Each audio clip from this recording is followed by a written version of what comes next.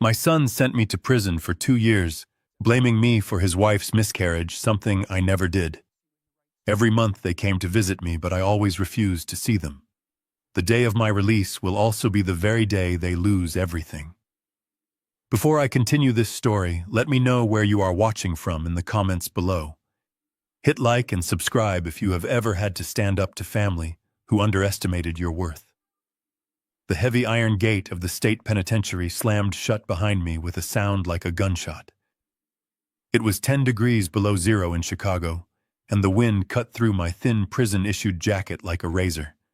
I stood there shivering on the concrete, not from the cold, but from the rage that had kept me warm for 730 days.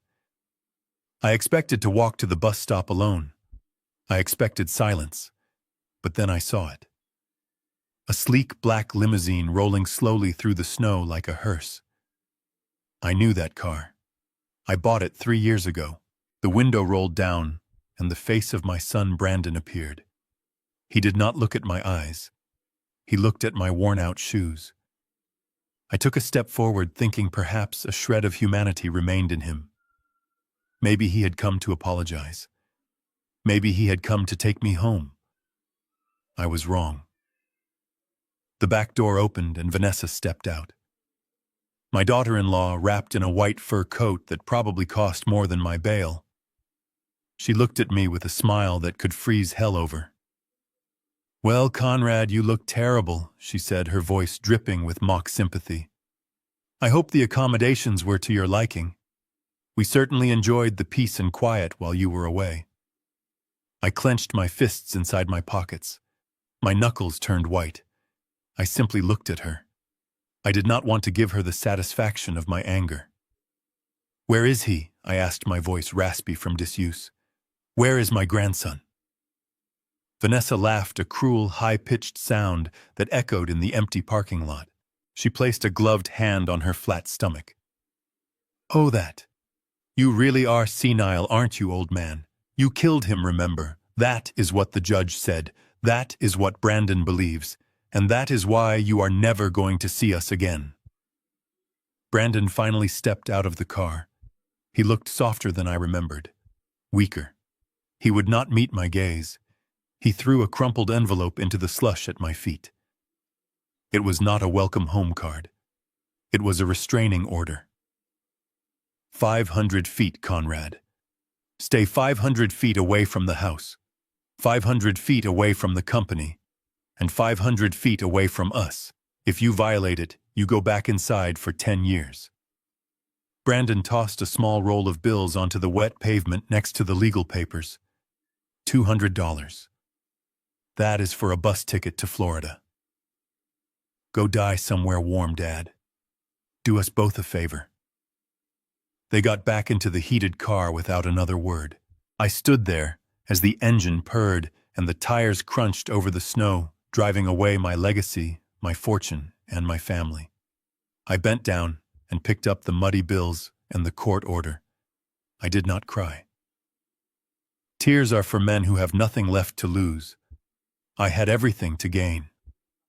As I watched the red taillights fade into the white storm, my eyes were dry. They thought they were leaving a broken old man in the snow.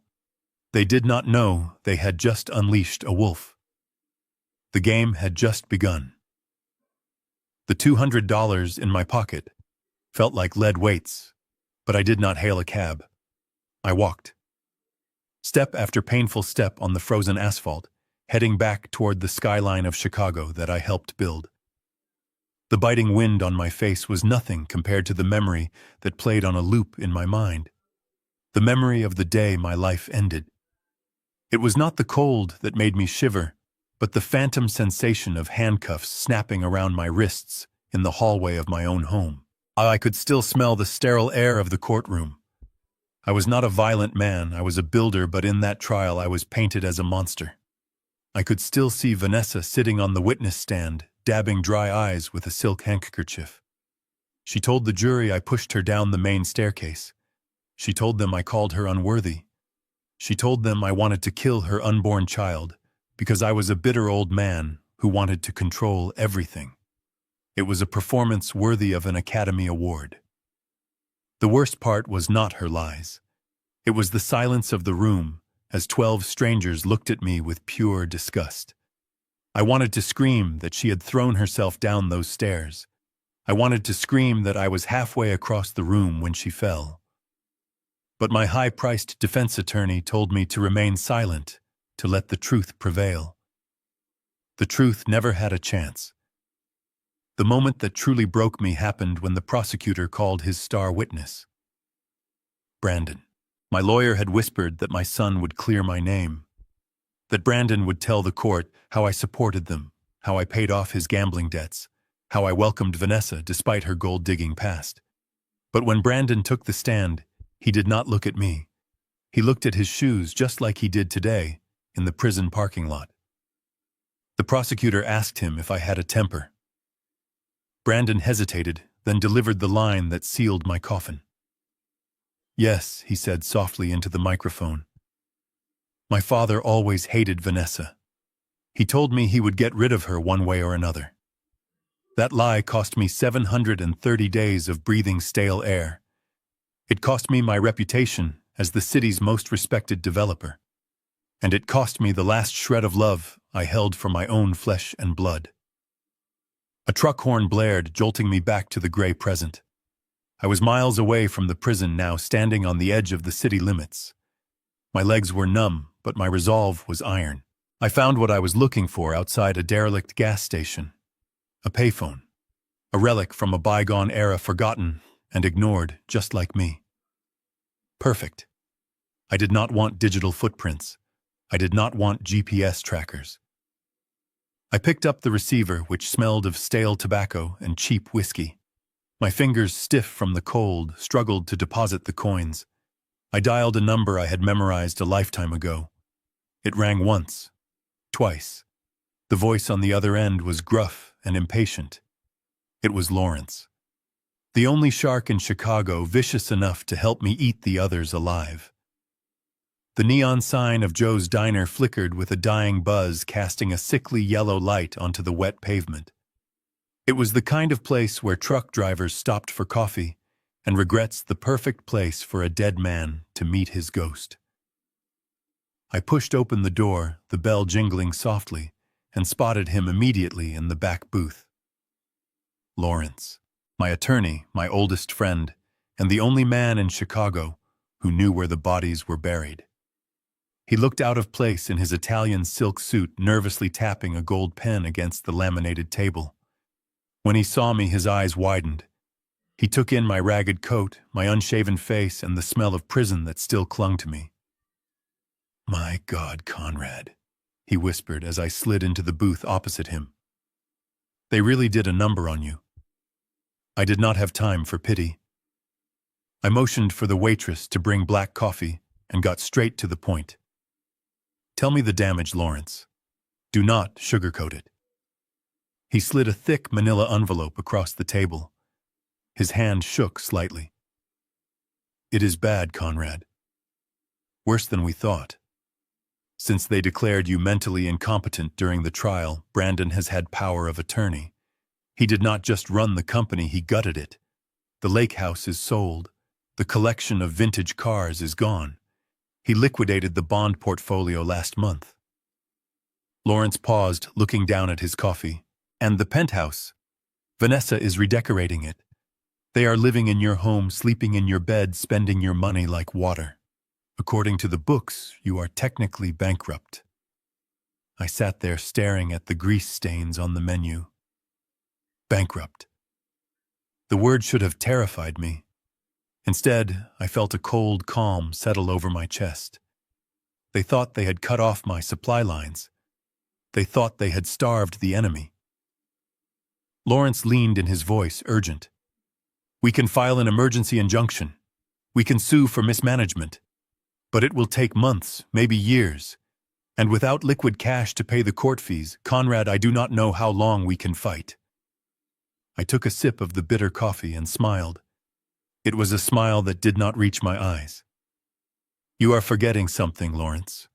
You are forgetting who taught Brandon everything he knows about business, and who taught him nothing about survival. Do you remember the contingency plan we set up in '89, the Cayman Trust? Lawrence froze. He looked at me, realizing what I was saying. The shadow fund. The one account that was never listed in my name, never tied to the company, and never mentioned in the will. It had been compounding interest for 30 years. I am not bankrupt, Lawrence. I have enough money to buy this city twice over. But I am not going to use a cent of it. Not yet. Lawrence looked confused. Then what is the plan? If we do not sue them, what do we do? I leaned forward, my voice dropping to a growl. If I sue them, they get lawyers. They get to play the victim. No. I want to destroy them from the inside. I want to see exactly what Vanessa is hiding. I want to know why she lied about the baby. And to do that, I need to be invisible. I stood up, leaving the last of my prison money on the table as a tip. Get me a fake ID, Lawrence, and call the cleaning contractor for Sullivan Corp. I hear they are looking for a new janitor. The glass facade of Sullivan Tower rose 60 stories into the gray Chicago sky, reflecting the storm clouds above. I stood on the sidewalk looking up at the steel and concrete empire I had built with my own 2 hands. Every beam, every window, every rivet held a memory of a deal closed or a crisis averted. Now I was walking toward the revolving doors, not as the CEO who commanded armies of contractors, but as a beggar in a thrift store coat that smelled of mothballs and despair. The security guard at the front desk was a young man I did not recognize. He looked up from his monitor, his eyes scanning me with the practiced disdain of someone used to keeping the riffraff out. He reached for his radio, ready to call for backup. I did not blame him. I looked like a man who had lost a fight with a garbage truck. Before the guard could speak, the elevator doors pinged open. The sound was crisp and sharp, cutting through the lobby's hushed atmosphere. Out stepped the new royalty, Brandon and Vanessa.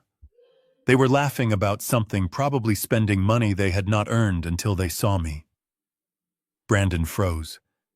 The blood drained from his face, leaving him looking like a ghost. He actually took a step back, instinctively shielding himself behind his wife. It was a pathetic display of cowardice that made my stomach turn. Vanessa, however, did not flinch. She stopped in her tracks, her designer stilettos clicking sharply on the Italian marble floor I had personally selected 20 years ago. She tilted her head, observing me like a scientist observing a particularly interesting insect. Well, well, she purred, her voice echoing in the cavernous lobby. Look who decided to violate the restraining order. Shall I call the police now, Conrad, or do you want to save your breath and crawl back to whatever hole you came from? This was the moment. The performance of a lifetime. I let my shoulders slump. I allowed my legs to buckle. I dropped to my knees, right there in the middle of the lobby. It was the hardest physical thing I had ever done, not because of the arthritis in my joints, but because of the sheer weight of my pride. But I had to sell it. I clasped my trembling hands together and looked up at them with watery eyes. Please, I begged, my voice cracking perfectly. I have nowhere to go. The shelter is full. I have no money for food. I just want to work. I will do anything. I looked at Brandon, banking on his guilt. Son, please. I built this company. Let me just sweep the floors. Let me clean the toilets. Just give me minimum wage so I can eat. I promise I will not speak to you. I will be invisible. Brandon looked around nervously, terrified that his employees might see his father begging on the floor.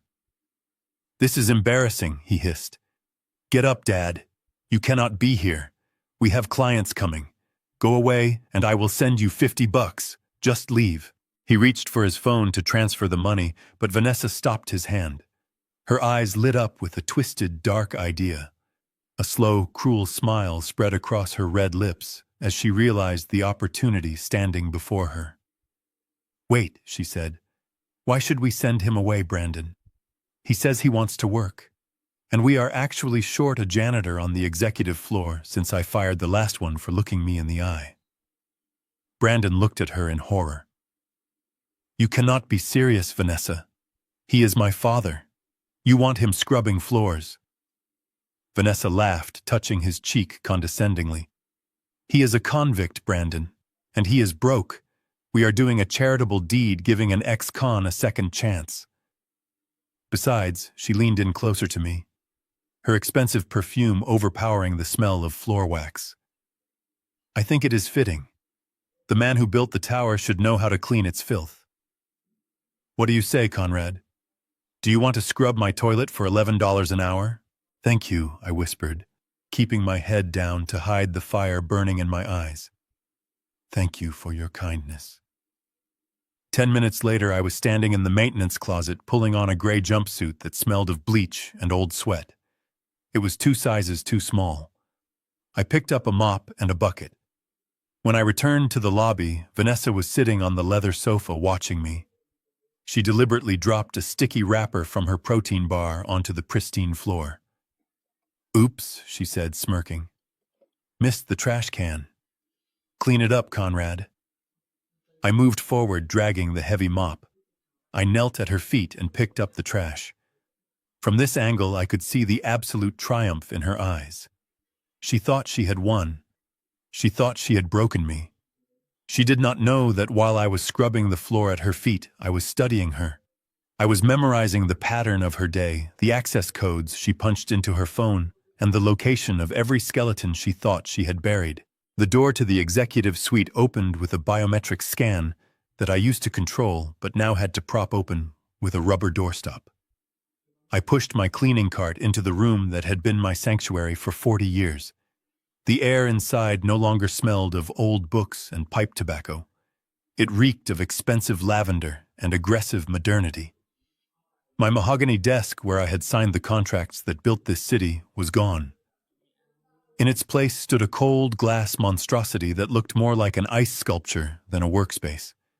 The warm leather chairs were replaced by sharp, uncomfortable, angular furniture that screamed vanity over substance. But it was the wall behind the desk that stopped my heart. For 3 decades, a portrait of my late wife Eleanor had hung there. It was a painting commissioned on our silver anniversary, capturing her kindness and the quiet strength that had anchored me. Now the wall was dominated by a disturbing, abstract nude painting. It was vulgar and chaotic, a perfect reflection of the woman who now sat in my chair. I lowered my head and gripped the handle of the mop so hard the wood groaned. I told myself to focus on the job. I told myself I was just the janitor. But then I moved to the wastebasket. It was a sleek chrome bin filled with the debris of Vanessa's morning. Half-eaten croissants and crumpled memos. And there at the bottom, buried under wet coffee grounds and shredded paper, was a glint of silver. I reached in my hand, trembling not from age but from a rage so pure it felt like white heat in my veins. I pulled it out. It was the silver frame I had given Eleanor on her 50th birthday. The glass was shattered. Her smiling face was smeared with coffee stains. The frame had not fallen by accident. It had been stomped on. The heel mark of a stiletto was clearly visible on the backing. I fell to my knees, clutching the ruined photo to my chest. A guttural sound tried to escape my throat. A scream of grief and fury, but I swallowed it down. I bit the inside of my cheek until I tasted copper. My fingernails dug into the palm of my hand, piercing the skin until I felt the wet slick of blood against the photo frame. They could take my money. They could take my company. But to treat the memory of the woman who had welcomed them into this family with such desecration was an act of war. I wiped the photo carefully with the edge of my gray jumpsuit and tucked it inside my shirt next to my beating heart. I looked up at the glass desk. Vanessa would be back from her lunch in 10 minutes. I wiped the blood from my hand onto my pants and reached into the hidden pocket of my boot. I pulled out a small black disc, no larger than a dime. It was a listening device I had traded 3 cartons of cigarettes for in prison, engineered by a hacker who was serving time for penetrating the Pentagon. I crawled under the desk. To anyone watching, I was scrubbing a stubborn stain. In reality, I was planting a bomb. I pressed the device onto the metal frame of the desk, completely hidden from view. A tiny red light blinked once, then vanished. It was live. I crawled out backwards just as the elevator dinged down the hall. Let them talk. Let them laugh. I would be the shadow in the room listening to every breath they took. The heavy oak doors of the boardroom swung open, and I walked inside carrying a silver tray. The room was exactly as I left it. The sprawling mahogany table I had imported from Italy still dominated the space, reflecting the gray Chicago skyline in its polished surface. But the man sitting at the head of the table was not a king. He was a jester wearing a stolen crown. I adjusted my grip on the heavy pitcher and stepped onto the plush carpet. My job was to serve water and coffee to the board members. Men and women who used to beg for 5 minutes of my time were now ignoring me, treating me like invisible furniture. I made my way to the head of the table. Brandon was in the middle of a presentation.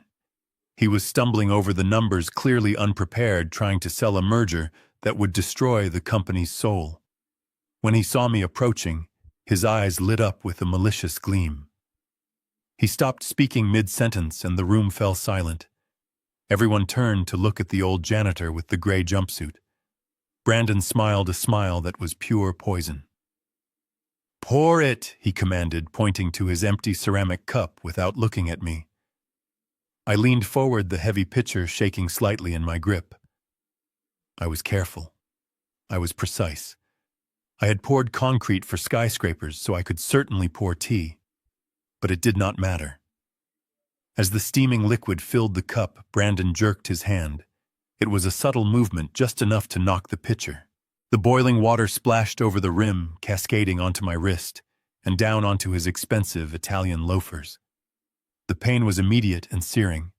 My skin blistered instantly, but I bit my tongue so hard I tasted blood, refusing to let out a single sound of pain. "You clumsy idiot," Brandon shouted, jumping up. His chair scraped violently against the floor. "Look what you did. These are alligator skin. They cost more than your entire life." He looked around the room, seeking validation from his sycophants. "Can you believe this incompetence? This is why we need to clean house, starting with the trash." He pointed a manicured finger at his wet shoes. "Clean it up. Now." The room was dead silent. I could feel the pity and the disgust radiating from the investors. Slowly, painfully, I lowered myself to my knees. My joints popped in the quiet room. I pulled a rag from my back pocket and began to dab at the wet leather of my son's shoes. I wiped the shoes of the boy I had taught to walk. I kept my head bowed, hiding the fire in my eyes. I was not cleaning shoes. I was polishing my rage. I was fueling the engine of my vengeance with every humiliating stroke. As I finished and began to stand up, I felt a gaze burning into me from the far end of the table. I looked up. It was a senior shareholder, a man who had been with me since the day I laid the first brick of this building. He was squinting at me, his face pale. He recognized the way I stood. He recognized the scar on my chin and the steel in my eyes beneath the grime. He started to stand up, his mouth opening to say my name. I locked eyes with him and gave a nearly imperceptible shake of my head. I brought a single finger to my lips. Silence. The old man sank back into his chair, his eyes wide with understanding. I turned and limped out of the room, leaving Brandon to gloat over his petty victory. He thought he had just humiliated a janitor. He did not know that the game had just begun. The supply closet on the 42nd floor was my new penthouse. It smelled of industrial solvent and stale dust. My bed was a pile of old drop cloths that I had scavenged from a renovation project on the lower levels. At night, the building groaned like a dying beast shifting in the wind. I lay there staring at the exposed pipes, listening to the hum of the server room next door. It was a far cry from the Egyptian cotton sheets I used to sleep on, but comfort is a luxury for the innocent. I was not innocent. I was a hunter waiting in the dark. I adjusted the cheap plastic earpiece I had salvaged. The red light on my receiver blinked in the darkness, a steady heartbeat. For 3 nights, I had heard nothing but the cleaning crews vacuuming and the occasional security guard patrolling the halls. But tonight was different.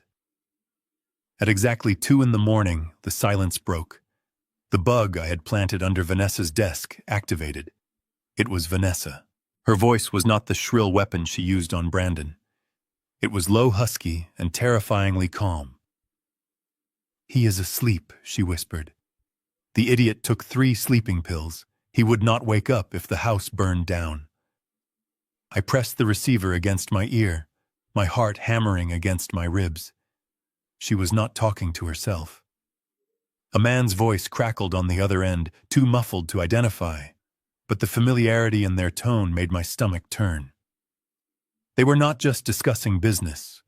There was an intimacy there, a shared secret that made my skin crawl. "Do not worry about the old man," Vanessa continued, her laugh sounding like breaking glass. "He is scrubbing toilets. He is broken. He is too busy trying to keep his dignity to notice what is happening. Now listen to me. I initiated the transfer 10 minutes ago. $3 million from the operational fund to the Zurich account. The account number ends in 459. Yes, I know it leaves the payroll account empty. Let the employees starve for a week. We will be in the Maldives by the time they figure it out." I sat up in the darkness, the drop cloths sliding off my shoulders. $3 million. That was the last of the liquid capital. She was not just stealing from the company, she was gutting it like a fish. She was preparing to run, and she was going to leave my son holding the bag for massive embezzlement. I looked at the small digital recorder in my hand, watching the tape spin, capturing every damning word. She thought she was talking to a philosopher in the shadows. She did not know that the true shadow was listening from a broom closet 10 floors below.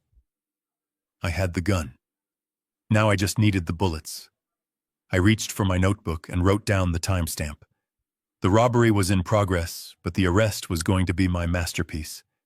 The executive washroom attached to my former office was the only place Vanessa felt comfortable enough to drop her guard. It was a sanctuary of marble and gold, where she applied her makeup and likely disposed of the evidence of her double life. I waited until I saw her leave for her 2-hour lunch appointment with the divorce lawyer she claimed was a business consultant. I pushed my cleaning cart into the suite and locked the main door, but I knew the bathroom had a separate biometric entry. I had to be fast. I was not looking for financial documents this time. I was looking for biology. I was looking for the truth about the air that never was. I knelt on the cold tile floor and pulled the small chrome pedal bin from under the sink. It was lined with a scented bag meant to mask reality, but garbage is garbage. I put on a pair of fresh latex gloves and began to sift through the refuse of the woman who had stolen my life. Used tissues, makeup wipes, cotton balls stained with toner.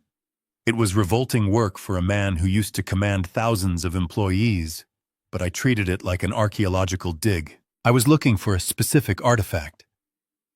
I moved a pile of discarded packaging and saw it. A small orange prescription bottle at the bottom. The label had been partially peeled off, but the pharmacy code was still visible. Suddenly, the electronic lock on the suite door chirped. My heart hammered against my ribs like a trapped bird. She was back early. I had no time to put the bin back properly. I had no time to hide. I did the only thing I could do. I grabbed the toilet brush and plunged it into the bowl, splashing water onto the floor. I hunched my shoulders, curving my spine until I looked like a question mark. I began to mutter loudly, aggressively, talking to the porcelain, as if it were a living enemy. The bathroom door swung open. Vanessa stood there, freezing in the doorway. She was holding a shopping bag, her eyes wide with shock that turned instantly to fury. "What are you doing in here?" she screamed. "I told you to clean the hallway, not my private bathroom." I did not look at her directly. I kept scrubbing the clean toilet bowl, my movements jerky and manic. The spots I mumbled, my voice trembling with feigned senility. "The spots are everywhere, Eleanor. They won't come out. The blood won't come out of the water." I splashed more water onto her expensive shoes. Vanessa recoiled, stepping back into the office to avoid the spray. "You crazy old lunatic," she hissed. Get out! Get out before I have security throw you out the window." She did not see a spy. She did not see a father-in-law gathering evidence. She saw a broken, demented old man who had lost his mind. Her arrogance was her blindfold. I stood up, clutching the trash bag in one hand and the brush in the other, bowing repeatedly like a servant. "I am sorry, miss, I am sorry. The spots are bad today." I shuffled out of the office, keeping my head down until I was safely in the service elevator. Only then did I unclench my left fist. Inside my palm was the orange pill bottle I had snatched from the bin a split second before she entered. I held it up to the harsh fluorescent light. The name of the medication was clear enough. Estradiol, high-dosage hormone replacement therapy. It was a drug used for women who had undergone a total hysterectomy. A pregnant woman taking this would be medical malpractice. But a woman with no uterus needed it to stop her body from aging. I slipped the bottle into my pocket.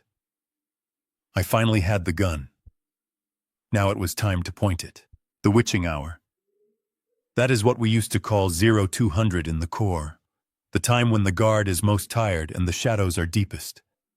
Sullivan Tower was asleep, but it was a restless sleep filled with the hum of servers and the groaning of settling steel. I moved through the service corridors not as a janitor this time, but as a ghost haunting the castle he had built. My target was the archives room on the 30th floor. It was a windowless vault where the company buried its history and its bodies. I reached the heavy steel door and stopped. The keypad was new, a digital fortress that required a 6-digit code I did not have. But I did not need the code. I knew the man who installed the conduit piping behind these walls because I was the one who hired him 20 years ago. I knew that the backup power for the magnetic lock ran through a junction box just above the ceiling tile. I dragged my cleaning ladder over my joints, popping in protest. I pushed the tile aside and reached into the darkness. My hand brushed against a bundle of wires. I had to find the blue coaxial cable. If I cut the wrong one, the silent alarm would scream at the precinct downtown, and I would be back in a cell before sunrise. I pulled a small pair of wire cutters from my jumpsuit pocket. My hands, which used to assemble rifles in the dark, were trembling slightly. Not from fear. From age. From the arthritis that gnawed at my knuckles. I took a deep breath, steadying my heart rate just as I had done in the jungles of Vietnam. I squeezed the handle. Snip. The red light on the keypad flickered and died. The magnetic lock disengaged with a heavy clunk. I slipped inside, closing the door behind me. The room smelled of old paper and toner. I did not turn on the lights. I used a small pen light, holding it between my teeth as I scanned the rows of bankers' boxes. Vanessa was organized, I would give her that. Everything was labeled by year and department. I moved to the section marked Fiscal Year 2021. This was the year before my trial. The year before the chaos. I pulled down a heavy box labeled Loan Agreements.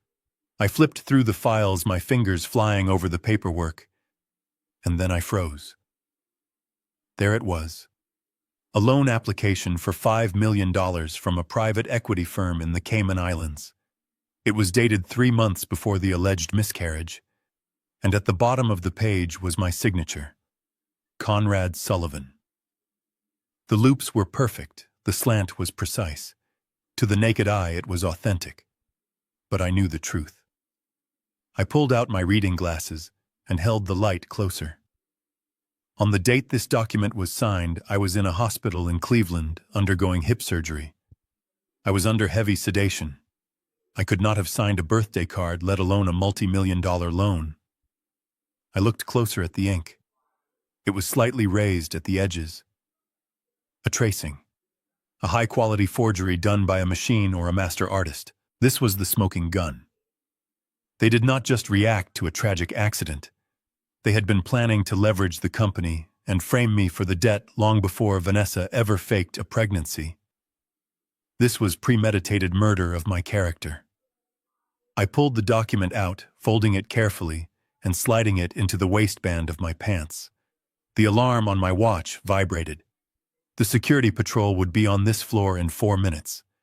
I had what I needed. It was time to vanish. The atmosphere in the executive suite was brittle enough to snap. I was polishing the glass doors of the conference room using a rag that was grayer than my future appeared to be, but my eyes were fixed on the reflection of my son. Brandon was pacing back and forth in front of Vanessa's desk, his face flushed with a mixture of panic and confusion. He held a tablet in his shaking hands, scrolling through the quarterly expense reports. I could see the red lines from here. The bleeding had started, and he was finally noticing the wound. Vanessa, $50,000 does not just vanish from the petty cash account. Brandon stammered, his voice rising an octave. And the logistics budget is down 12%. The auditors are coming next week. If they see this, they will flag the accounts. Where is the money going? I stopped wiping the glass and held my breath. This was it. The moment the house of cards should have collapsed. But I had underestimated Vanessa's ability to improvise. She did not even look up from her manicure. She simply sighed as if explaining quantum physics to a toddler. Oh, Brandon, you really are terrible at micromanaging, aren't you? It is leakage, darling. It is the staff. They sense your weakness. They are padding their expenses, taking long lunches and stealing supplies. And frankly, the biggest leak is standing right outside the door. She pointed a perfectly filed nail in my direction. Brandon turned his head sharply, his eyes locking onto me. Vanessa stood up and walked around the desk, placing her hands on his shoulders, massaging the tension while whispering poison into his ear. Think about it, Brandon. Who has access to every room? Who is desperate for money? Who hates you for taking his throne? Your father is not just cleaning floors. He is stealing from you. I saw him taking boxes of toner yesterday. He is probably selling them on the street corner for booze money. He is a thief, Brandon. Once a criminal, always a criminal. The manipulation was masterfully cruel. She took his fear of financial ruin and converted it into rage directed at the only person he felt superior to. Me. Brandon marched out of the office, his face twisted into a mask of ugly entitlement. He did not see his father. He saw a scapegoat. He grabbed me by the collar of my jumpsuit and shoved me against the wall. The cleaning cart rattled, and a bottle of window cleaner fell to the floor with a loud crash. "Empty your pockets," he screamed, shaking me so hard my teeth rattled. "Empty them right now, you old thief. Where is the money? What did you take today? Pens, paper? Or did you manage to swipe a laptop?" I raised my hands in a gesture of surrender, my eyes wide with feigned terror. "Son, please," I stammered, playing the part of the confused geriatric. "I have nothing. Just trash. Just trash I found on the floor." "Liar," Brandon roared. He shoved his hand into my pocket and pulled out a single expensive fountain pen that I had found under the boardroom table earlier that morning. It was his pen. I had intended to return it. "See," he yelled, waving the pen in my face like a weapon. "Stealing. Stealing from your own son." The slap came out of nowhere. It was a backhanded strike across my face, sharp and stinging. My head snapped to the side and I tasted blood on my lip. The hallway went silent. The secretaries stared. Vanessa stood in the doorway smiling like a satisfied cat. Brandon breathed heavily, looking at his hand, as if surprised by his own violence, but he did not apologize. He felt powerful. "Get back to work," he spat, straightening his tie. "And if I catch you stealing so much as a paperclip again, I will have the police drag you out of here." He turned and walked back into his office, slamming the door. I touched my swelling lip and looked at the blood on my fingertip. He had struck his father to please a thief. That slap did not hurt me. It liberated me. It severed the last thread of mercy I had for him.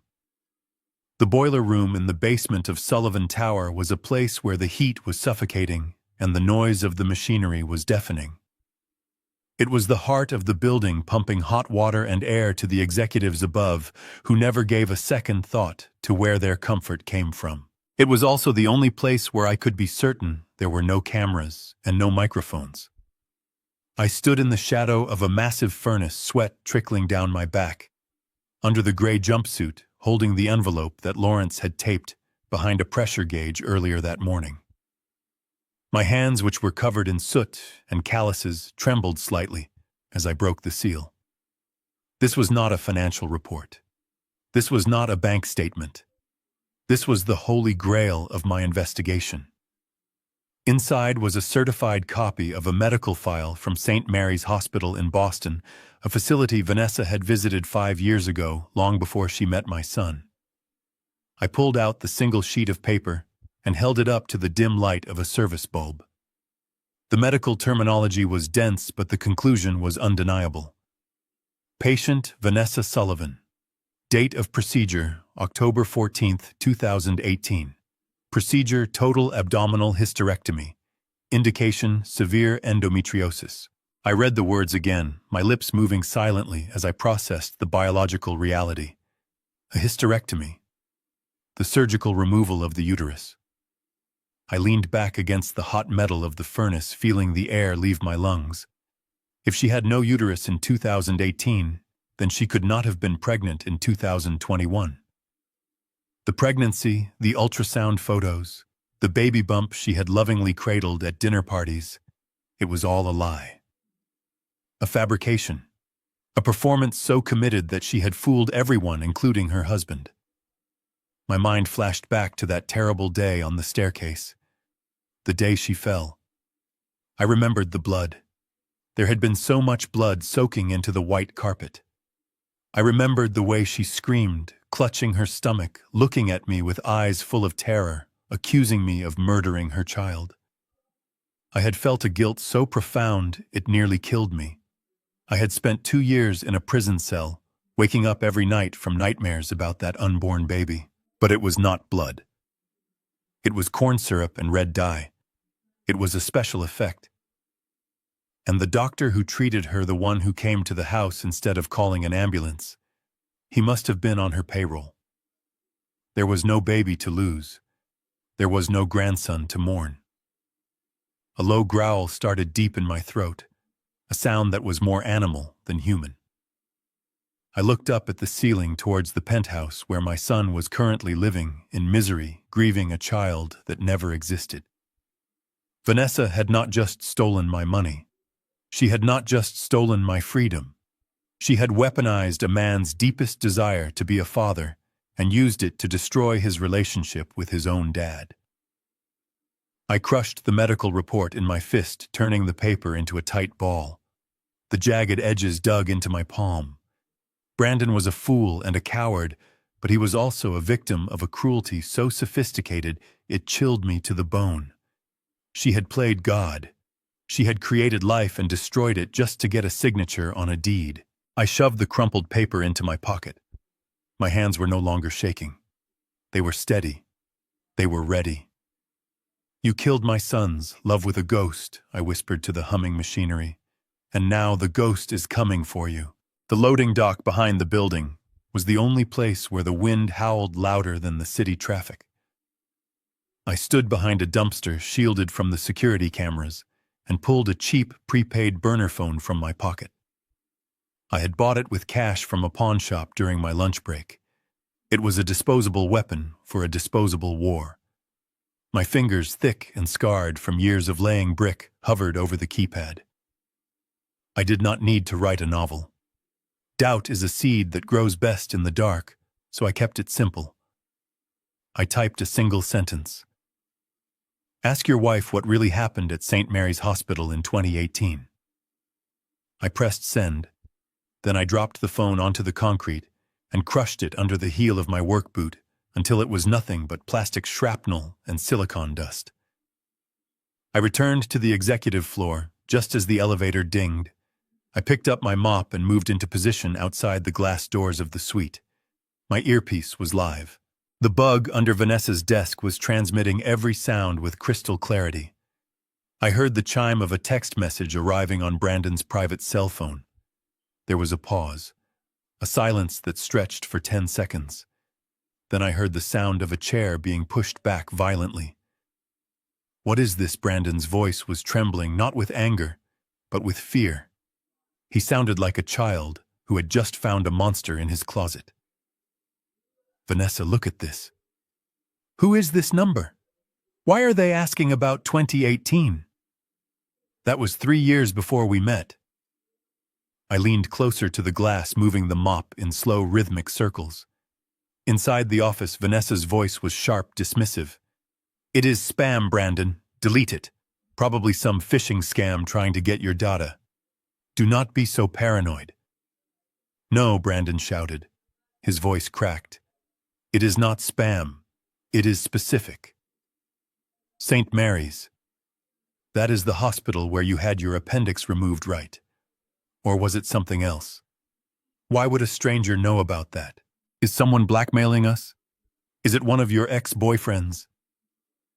I heard the sound of glass shattering. Vanessa had thrown something. "Stop it," she hissed. Her voice had lost its smooth, manipulative quality. It was cold and hard like steel. "You are acting like a lunatic. Nobody knows anything because there is nothing to know. Delete the message. Now." The door to the office flew open. Brandon stormed out, his face pale and sweating. He looked like a man who was drowning on dry land. He rushed past me without even seeing me, running towards the elevators, loosening his tie as if it were a noose. He was going home to drink. He always ran away when the questions got too hard. But Vanessa did not run. She stood in the doorway of the office, her chest heaving slightly. She did not chase after her husband. Instead, she stopped and took a deep breath, composing herself. Then she slowly turned her head. Her eyes swept the hallway, scanning every corner, every shadow. She was a predator sensing a shift in the wind. She knew that text message did not come from a stranger. She knew it came from someone close, someone who had access. Her gaze landed on me. I was 20 feet away, hunched over my mop, wringing out gray water into the yellow bucket. I did not look up. I kept my eyes on the floor, playing the part of the invisible servant. But I could feel her staring at the back of my neck. It was a physical weight. She watched me for a long time, studying my posture, my hands, my rhythm. She was wondering if the old man was truly senile or if he was the most dangerous thing in the building. "Hey, you!" she called out. Her voice was flat, devoid of emotion. I stopped mopping and turned slowly, blinking confusedly behind my glasses. "Yes, ma'am."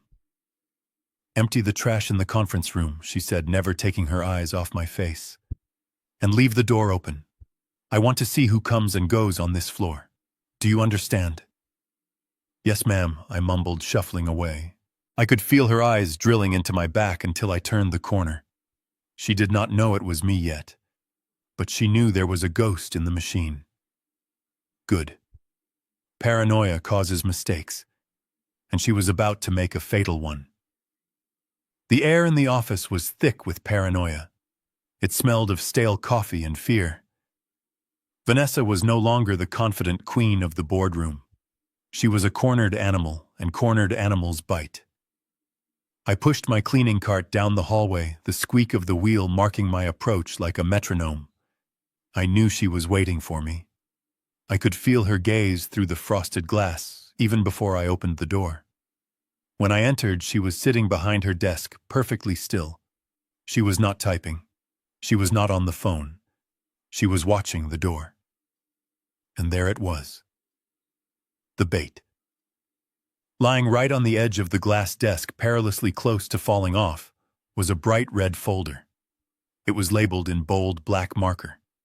Cayman Island accounts. Access codes. It was so obvious it was insulting. She had placed it there with the precision of a hunter setting a snare. She wanted me to take it. She wanted to catch the rat with his hand in the cookie jar, so she could call the police and have me thrown back in prison for corporate espionage. I shuffled into the room, dragging my feet, my head bowed low. I mumbled a greeting that was unintelligible, a mix of apology and nonsense. I started dusting the bookshelves, moving slowly, methodically, working my way toward the desk. Every muscle in my body was tense. I knew that one wrong look, one glance that was too sharp would give me away. I had to be the old fool. I had to be the invisible man. I reached the desk. Vanessa did not blink. Her hand was resting near the intercom button, ready to call security. I pulled my gray rag from my back pocket. It was filthy, stained with furniture polish and grime. I reached out for the red folder. I saw her knuckles turn white. She was ready to pounce. I picked up the folder. It was heavy. Real documents inside. She was committed to the trap. I held it in my hand for a second, and I heard her inhale sharply. This was the moment. The trap was sprung. But I did not open it. I did not slip it into my shirt. Instead, I lifted it up and wiped the glass surface underneath it with my dirty rag, scrubbing at a non-existent coffee ring. Then I took the rag and wiped the cover of the folder itself, smearing a streak of gray dust across the word Cayman. Must keep it clean, I muttered to myself, loud enough for her to hear. Dust everywhere. Dust on the red paper. I placed the folder back on the desk, but I put it down, crooked upside down and dangerously close to her coffee cup. I treated the most sensitive financial documents in the company like a cheap coaster. Vanessa's face went purple. The vein in her forehead pulsed. She had been ready for a confrontation, for a scream of victory. Instead, she was watching an old man clean confidential files with a dirty rag. She slammed her hand down on the desk, making the folder jump. "What are you doing?" she shrieked, her voice shrill and breaking. "Did you read that? Did you look inside that folder?" I recoiled, dropping my rag in feigned terror. I squinted at her, blinking rapidly. "Read it, ma'am." "No, ma'am. I left my reading glasses at the shelter. I can't read anything smaller than a stop sign without them. I was just dusting. It was dusty." "Get out!" she screamed, pointing at the door. Her hand was shaking uncontrollably. She was furious, not because I had done something wrong, but because I hadn't. I had denied her the satisfaction of destroying me. I picked up my rag and shuffled backward, bowing apologetically. "Sorry, ma'am. Just cleaning. Just cleaning." I closed the door behind me and listened. I heard the sound of the red folder being thrown across the room, hitting the wall with a dull thud. She was unraveling. She was losing control. And a pilot who loses control of the plane is destined to crash. I smiled at the janitor in the hallway mirror. The trap had failed. And now the hunter was left with nothing but an empty snare and a rising tide of panic. The rumor mill in a skyscraper moves faster than the elevators, but today I did not need rumors. I heard the death knell of my legacy with my own ears. I was replacing the water cooler bottle outside the main boardroom when the heavy oak doors swung open. Brandon walked out, flanked by two lawyers in cheap suits.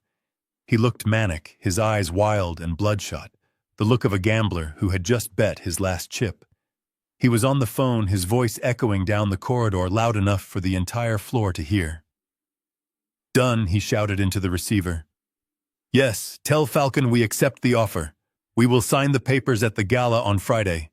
Just get the wire transfer ready. I want out." I froze.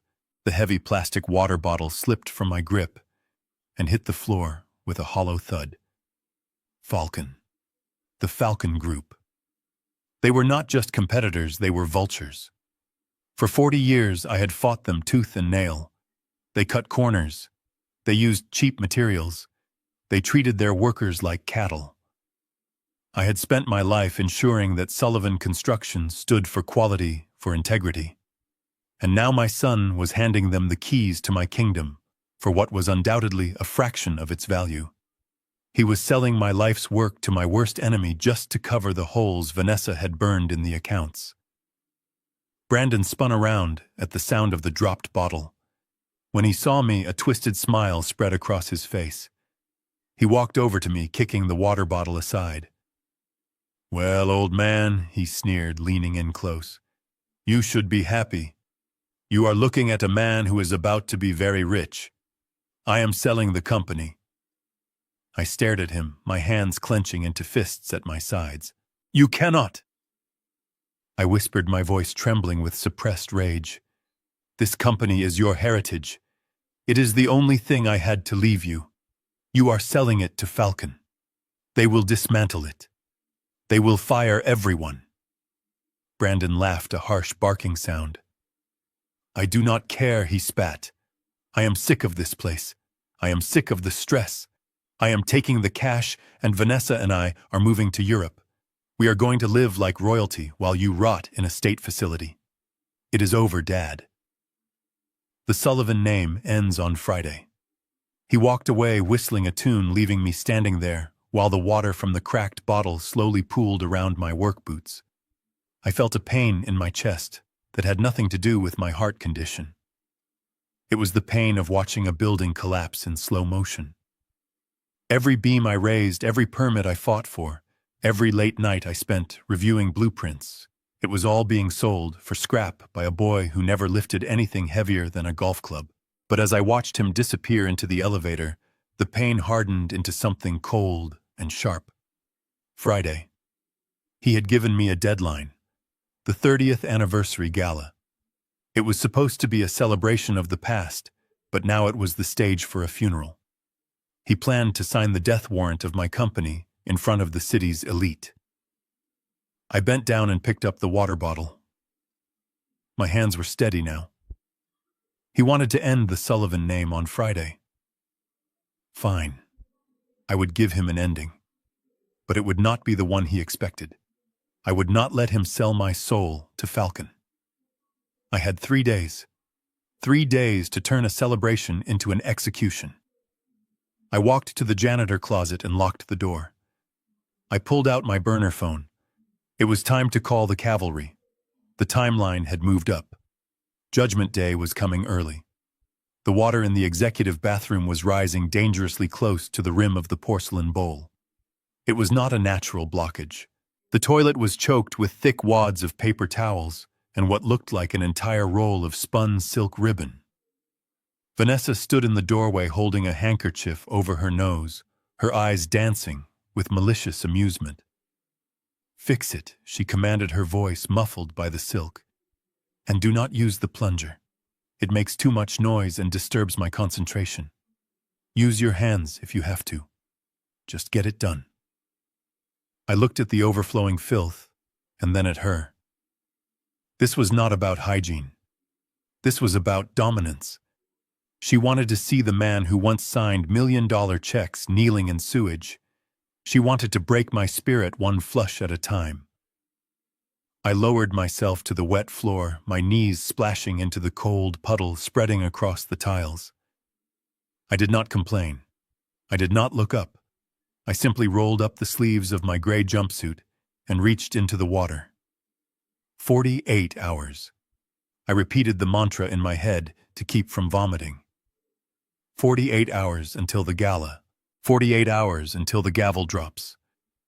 With every handful of wet paper I pulled from the pipe, I visualized her empire crumbling. The humiliation did not weaken me. It calcified my resolve. I was not a janitor cleaning a toilet. I was a soldier digging a trench. When the water finally drained with a loud gurgle, Vanessa let out a sigh of exaggerated relief. Finally, she sneered. You are actually good at this, Conrad. Maybe you have finally found your true calling. She kicked a pile of clothes that was lying in the corner. It was a designer suit jacket of Brandon's, stained with red wine. Take that to the dumpster on your way out, she said, turning on her heel. Brandon spilled Merlot on it yesterday. He bought a new one this morning. We do not do dry cleaning. It is for poor people. She slammed the door, leaving me alone with the smell of bleach and waste. I picked up the jacket. It was Italian wool, soft and expensive. A year ago, I would have scolded Brandon for such waste. Now I just saw an opportunity. Old habits die hard, so I patted down the pockets before throwing it in the trash bag. My fingers brushed against a small, stiff piece of paper in the inside breast pocket. I pulled it out. It was a yellow sticky note hurriedly scribbled in Brandon's handwriting. It read simply, "Safe combo," followed by 3 numbers, 182406.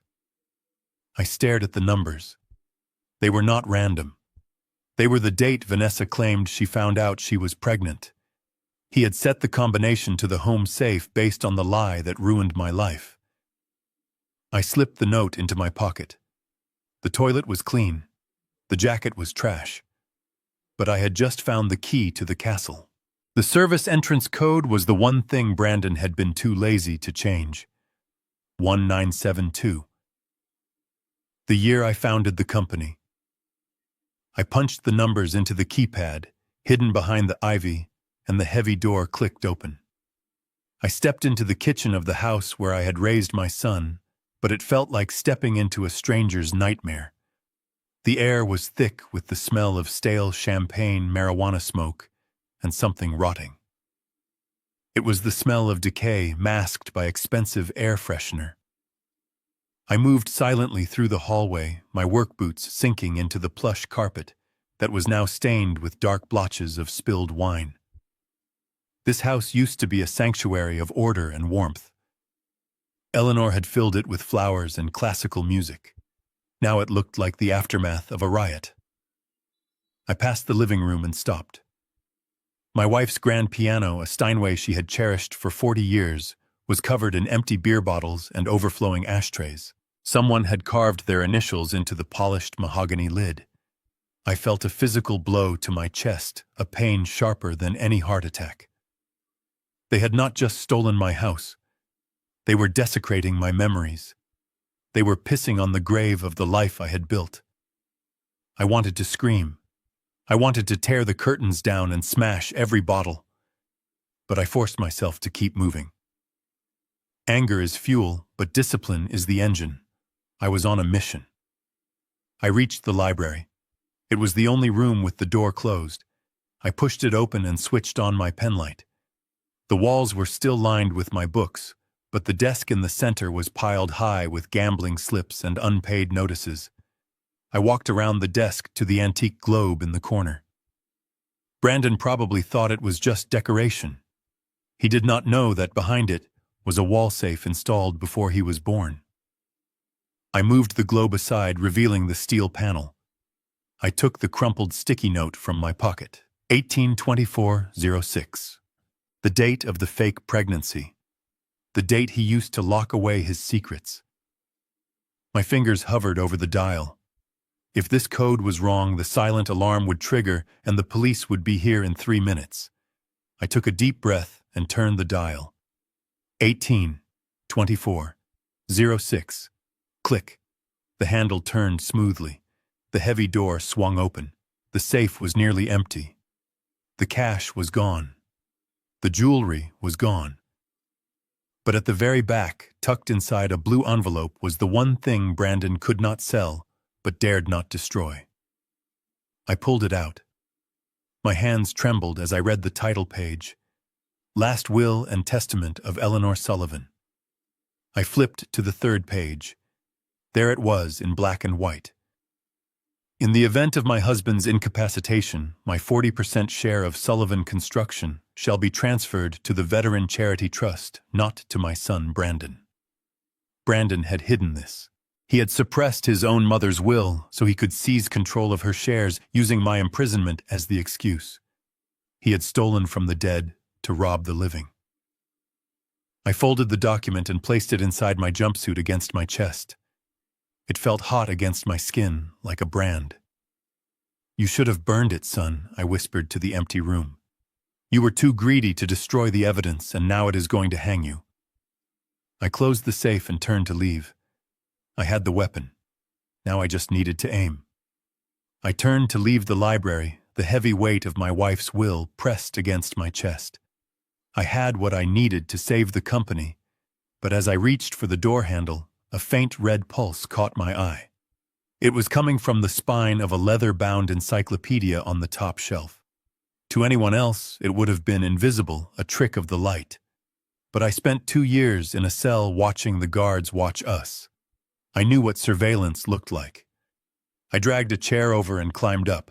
There, nestled between the pages of volume A through C, was a high-definition microcamera. Its lens was pointed directly at the safe I had just opened. My blood ran cold.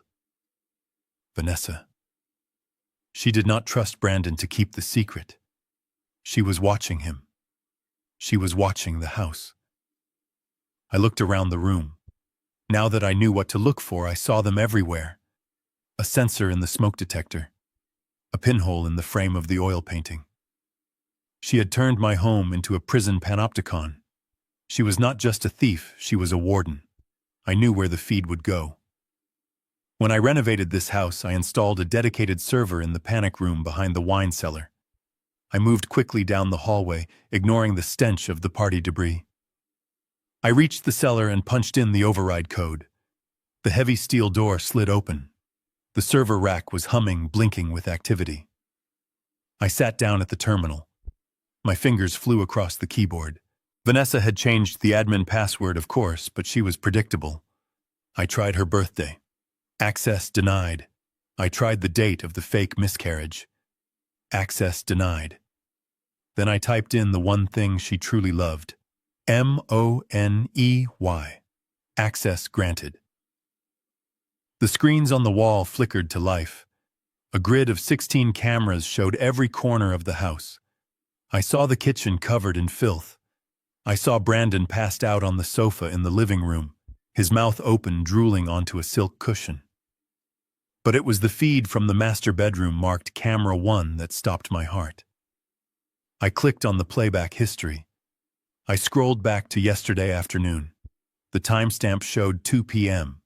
The door to the bedroom opened. Vanessa walked in. She was not alone.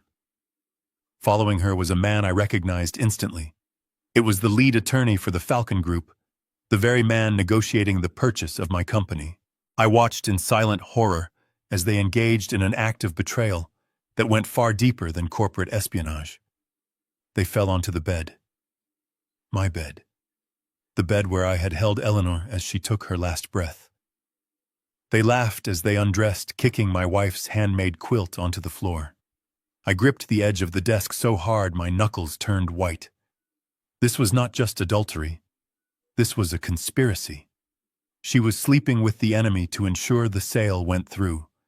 She was selling my son out in the boardroom and cheating on him in the bedroom. I plugged my flash drive into the terminal. I selected the video file. The progress bar crawled across the screen. Downloading. Every percentage point was a bullet in the gun I would put to her head. I watched the screen one last time. Vanessa was smiling at her lover, tracing a finger down his chest. She looked triumphant. She looked untouchable. I pulled the drive out. I had the will. I had the medical records. And now I had the video that would destroy her reputation forever. I stood up, leaving the server room exactly as I found it. I was leaving the house, but I was taking the truth with me. And the truth was a bomb waiting to explode. I secured the flash drive in my pocket right next to Eleanor's will and moved towards the service exit. My heart was pounding a rhythm against my ribs that felt dangerous for a man of my age, but the adrenaline was the only thing keeping me upright. I reached for the handle of the back door, but froze as a wash of bright white light swept across the kitchen windows. Headlights. A car had just pulled into the driveway. Vanessa was back. She must have forgotten something, or perhaps her paranoia had driven her home early to check on her empire of lies. I heard the front door verify her biometric scan with a cheerful electronic chirp, followed immediately by the sound of her heels clacking aggressively on the foyer marble. I was trapped. If I went out the back now, the sensor would alert her. If I stayed, I was dead. I retreated into the shadows of the pantry, holding my breath. I heard her pause in the hallway. Then came the scream. It was not a scream of fear, but of fury. "Who is here?" she yelled. She had seen the mud I tracked in on the pristine carpet. She had seen the disturbance in the library. Suddenly, the house erupted. She had hit the panic button. A deafening siren began to wail, causing the walls to vibrate, and the emergency floodlights in the garden flickered to life, turning the night into a blinding stage. I had no choice. I kicked open the back door, shattering the lock I had installed myself 10 years ago, and sprinted into the yard. The cold air hit my lungs like broken glass. I ran past the rose bushes I had planted for my wife, the thorns tearing at my gray jumpsuit, like claws trying to hold me back. My bad hip screamed in protest with every stride, but I forced my legs to pump. I could hear Vanessa shouting orders behind me, likely into her phone, summoning the private security patrol that circled the neighborhood. I reached the perimeter wall. It was 8 feet of brick topped with decorative iron spikes. Impossible to climb. I looked left, then right. The heavy wooden gate was electronically locked. I was a rat in a bucket, and the cat was closing in. Then I saw it. In the far corner behind the overgrown hydrangeas was a small gap in the foundations, where the soil had eroded. It was a drainage ditch, barely wide enough for a large dog. The sound of heavy boots crunching on gravel echoed from the side of the house. Security was here. I threw my dignity into the dirt. I dropped to my stomach and crawled into the mud. The stench of wet earth and rotting leaves filled my nose. I pushed myself through the narrow opening, the rough concrete scraping the skin off my shoulders. My jumpsuit snagged on a root, and I had to rip it free, tearing the fabric. Here I was, Conrad Sullivan, the man who built half the skyline, crawling through the mud like a vermin to escape the house I paid for. I squeezed through the other side, tumbling into the drainage ditch of the public road. I lay there panting, covered in slime, my body shaking violently. I pulled myself deep into the tall grass, just as a flashlight beam swept over the wall above me. I heard Vanessa's voice, shrill and manic, drifting over the bricks. "They got away," she screamed. "Search the perimeter. Someone was in the safe. I want them found, and I want them broken." She did not say my name. She did not say Conrad. She thought it was a common thief, a burglar. She did not know that the thief was her father-in-law, and that he had just crawled through hell to bring back the fire that would burn her world to ash. I checked my pocket. The drive was safe. The will was safe. I wiped the mud from my face and limped into the darkness. The rat had escaped, and he still had his teeth. The sun had barely risen over the Chicago skyline, but the shadows in the lower-level parking garage of Sullivan Tower remained deep and cold. I had returned to the building despite the danger, because disappearing now would only confirm Vanessa's suspicions.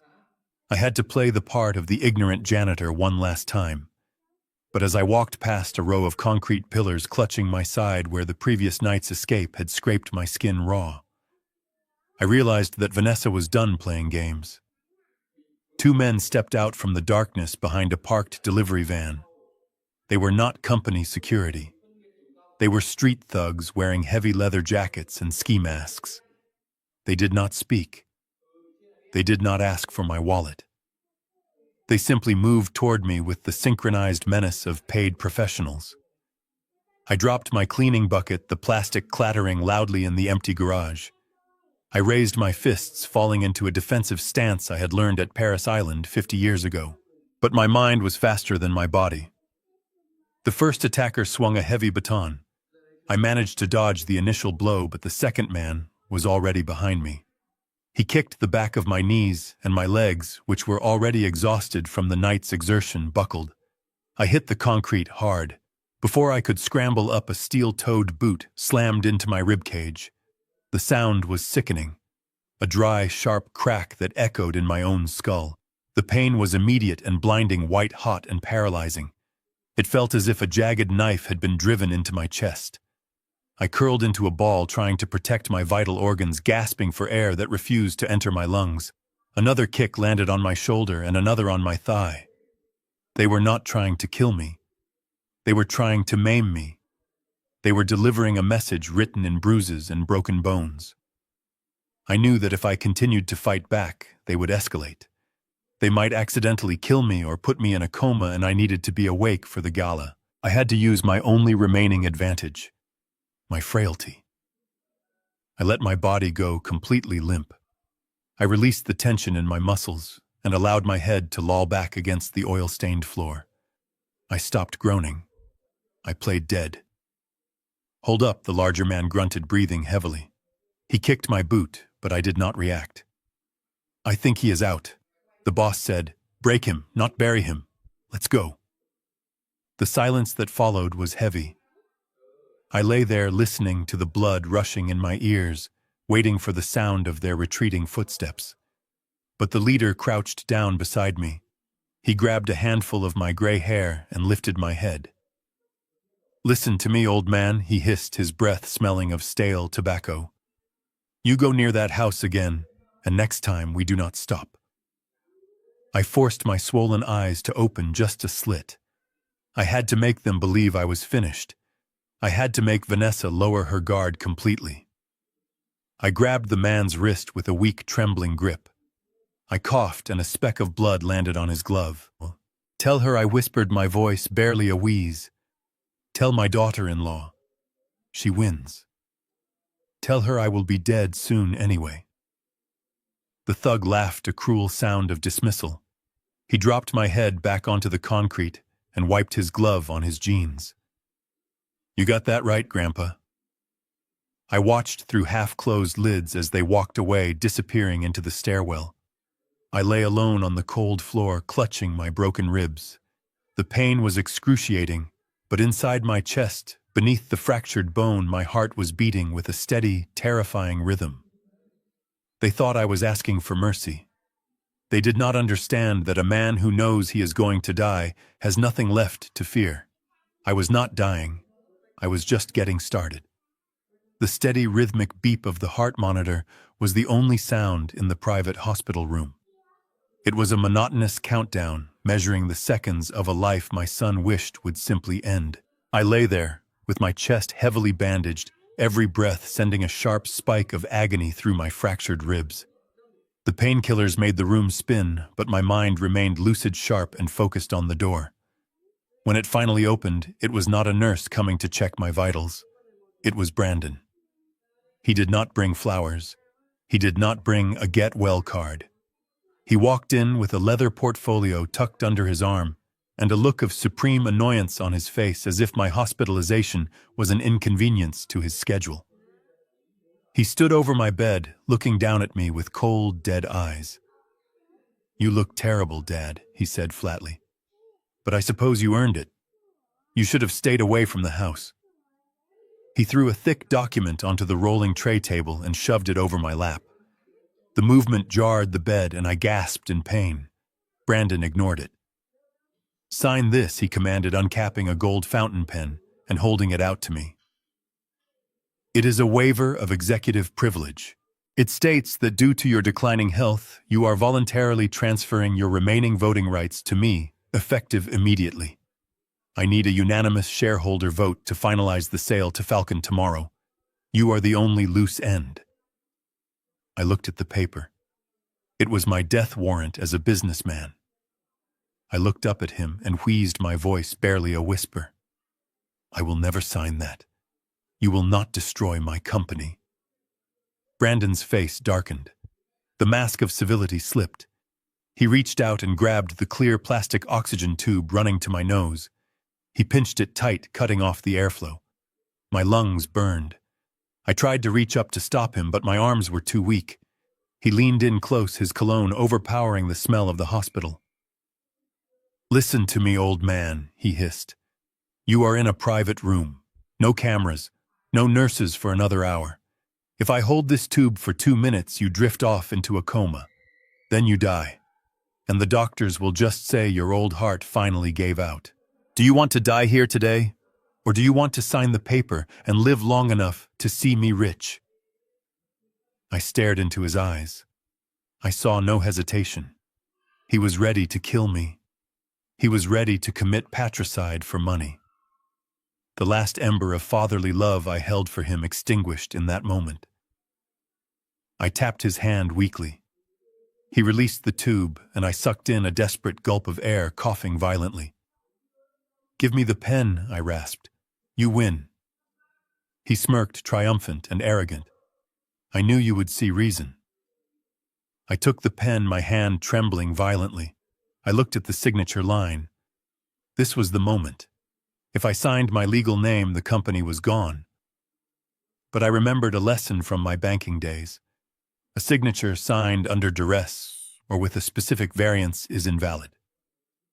I put the pen to the paper. I wrote Conrad Sullivan, but I deliberately changed the loop of the letter S and omitted my middle initial entirely. To Brandon, it looked like the shaky scrawl of a dying man.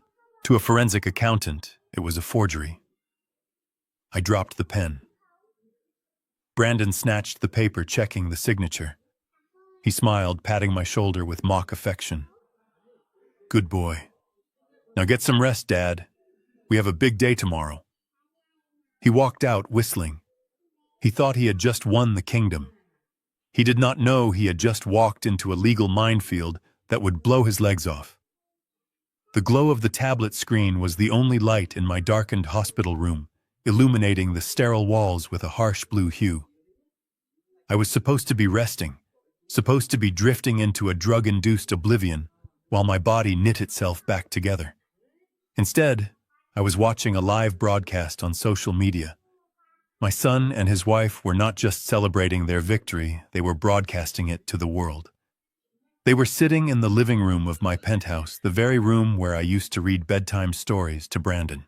But there were no stories tonight, only bottles of vintage Dom Perignon that cost more than my nurse's annual salary. Vanessa held the camera, her face flushed with alcohol and triumph. She panned around the room, showing off the view of the city, showing off the signed contracts that were spread across the coffee table like trophies of war. Then she turned the lens to Brandon. He was lounging on my leather recliner, a cigar in one hand and a crystal glass in the other. He looked sloppy.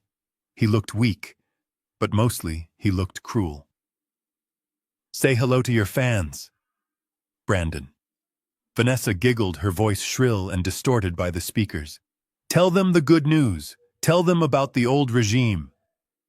Brandon took a long drag of the cigar and blew smoke directly into the camera lens. We are finally free, baby, he slurred. The papers are signed, the deal is done. And the best part is, the old man is safely tucked away in a hospital bed, probably drooling on his pillow right now. He paused and laughed a sound that curdled the blood in my veins. To Conrad Sullivan, the man who built the empire just so I could sell it. Thanks for the cash, Dad. Try not to die before the check clears. Vanessa squealed with delight, clinking her glass against his. To the nursing home, she cheered. May he rest in peace, or at least in silence. I stared at the screen, watching the comments roll in from their sycophantic friends, laughing emojis, and congratulations on their newfound wealth. They thought I was a corpse waiting to be buried. They thought I was a senile old fool who had been beaten into submission. They did not see the man watching them from the darkness. They did not see the rage that was transforming my pain into power. I looked at the IV line running into the back of my hand. The clear fluid dripping into my veins was meant to keep me sedated, meant to keep me compliant. I did not need sedation. I needed clarity. I reached over with my other hand gripping the plastic tube. My skin was bruised, my knuckles were swollen, but my grip was iron. I did not hesitate. I ripped the needle out in one smooth, violent motion. A line of dark blood welled up on my hand, trickling down to stain the white hospital sheets. The sting was sharp and grounding. It woke me up. I tossed the plastic tubing onto the floor, watching the sedative pool on the linoleum. The heart monitor began to beep rapidly, sensing the distress, but I reached over and silenced it. I swung my legs over the side of the bed. My broken ribs screamed in protest, a symphony of agony that threatened to buckle my knees. I grit my teeth, forcing the air into my lungs, forcing my body to obey my will. I stood up, swaying slightly in the dim light. I caught my reflection in the window. I looked like a ghost, pale and battered in a hospital gown. But in my eyes, the ghost was gone. The soldier was back. I wiped the blood from my hand onto the gown, leaving a red streak like war paint. Enjoy your champagne, I whispered to the frozen image of my laughing son on the tablet. Drink it all, because it is the last thing you will ever taste as a rich man. It is time to go to work.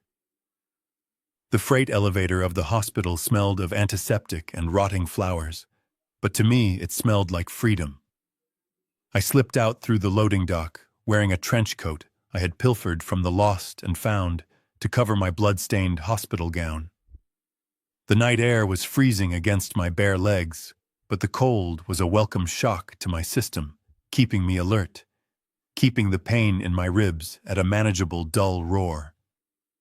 I did not go home. I went to the one place where loyalty still existed. Lawrence's private office was a fortress of mahogany and leather located in a quiet brownstone on the north side. When I walked in, Lawrence dropped his scotch glass. It shattered on the floor, but he didn't notice. He was staring at my pale face and the red stain slowly blossoming on my side. Sitting in the corner in the shadows was Chief Miller, the head of the city police and a man I had served with in the trenches of business and life for 40 years. He did not look shocked. He looked ready. We laid it out on the desk. It was not a collection of papers, it was an arsenal. The medical records proving the fake pregnancy. The thumb drive containing the video of Vanessa's infidelity. The original will of my wife that proved Brandon stole his inheritance. And finally, the waiver I had signed in the hospital with the forged signature. We arranged them like knives on a butcher block. Lawrence ran his hands through his hair, his face pale. "This is airtight, Conrad," he said, his voice shaking. "We have enough here to put Vanessa away for 20 years and strip Brandon of every dime. But we can file this tomorrow. We can let the police handle the arrest. Look at you, you are gray, you are bleeding. If you walk into that gala tonight, the adrenaline alone might stop your heart. You need a doctor, not a showdown." I looked at Lawrence and then at the garment bag hanging on the back of his door. It contained my tuxedo, the one I had worn to accept the Businessman of the Year award 10 years ago. It was a suit of armor from a time when I was a king, not a janitor. I walked over to it, ignoring the screaming protest of my broken ribs. I unzipped the bag. The black fabric was pristine, sharp, and commanding. I began to dress. I stripped off the hospital gown and the stolen coat, letting them fall to the floor like a shed skin. I pulled on the crisp white shirt, buttoning it over my bruised chest. I tied the bow tie with fingers that were steady and sure. I slid into the jacket. It fit perfectly. The janitor was gone. The victim was gone. In the mirror, Conrad Sullivan stared back. Lawrence grabbed my arm. "Conrad, please listen to reason. You are physically incapable of doing this. You will collapse on that stage." I pulled my arm away gently but firmly.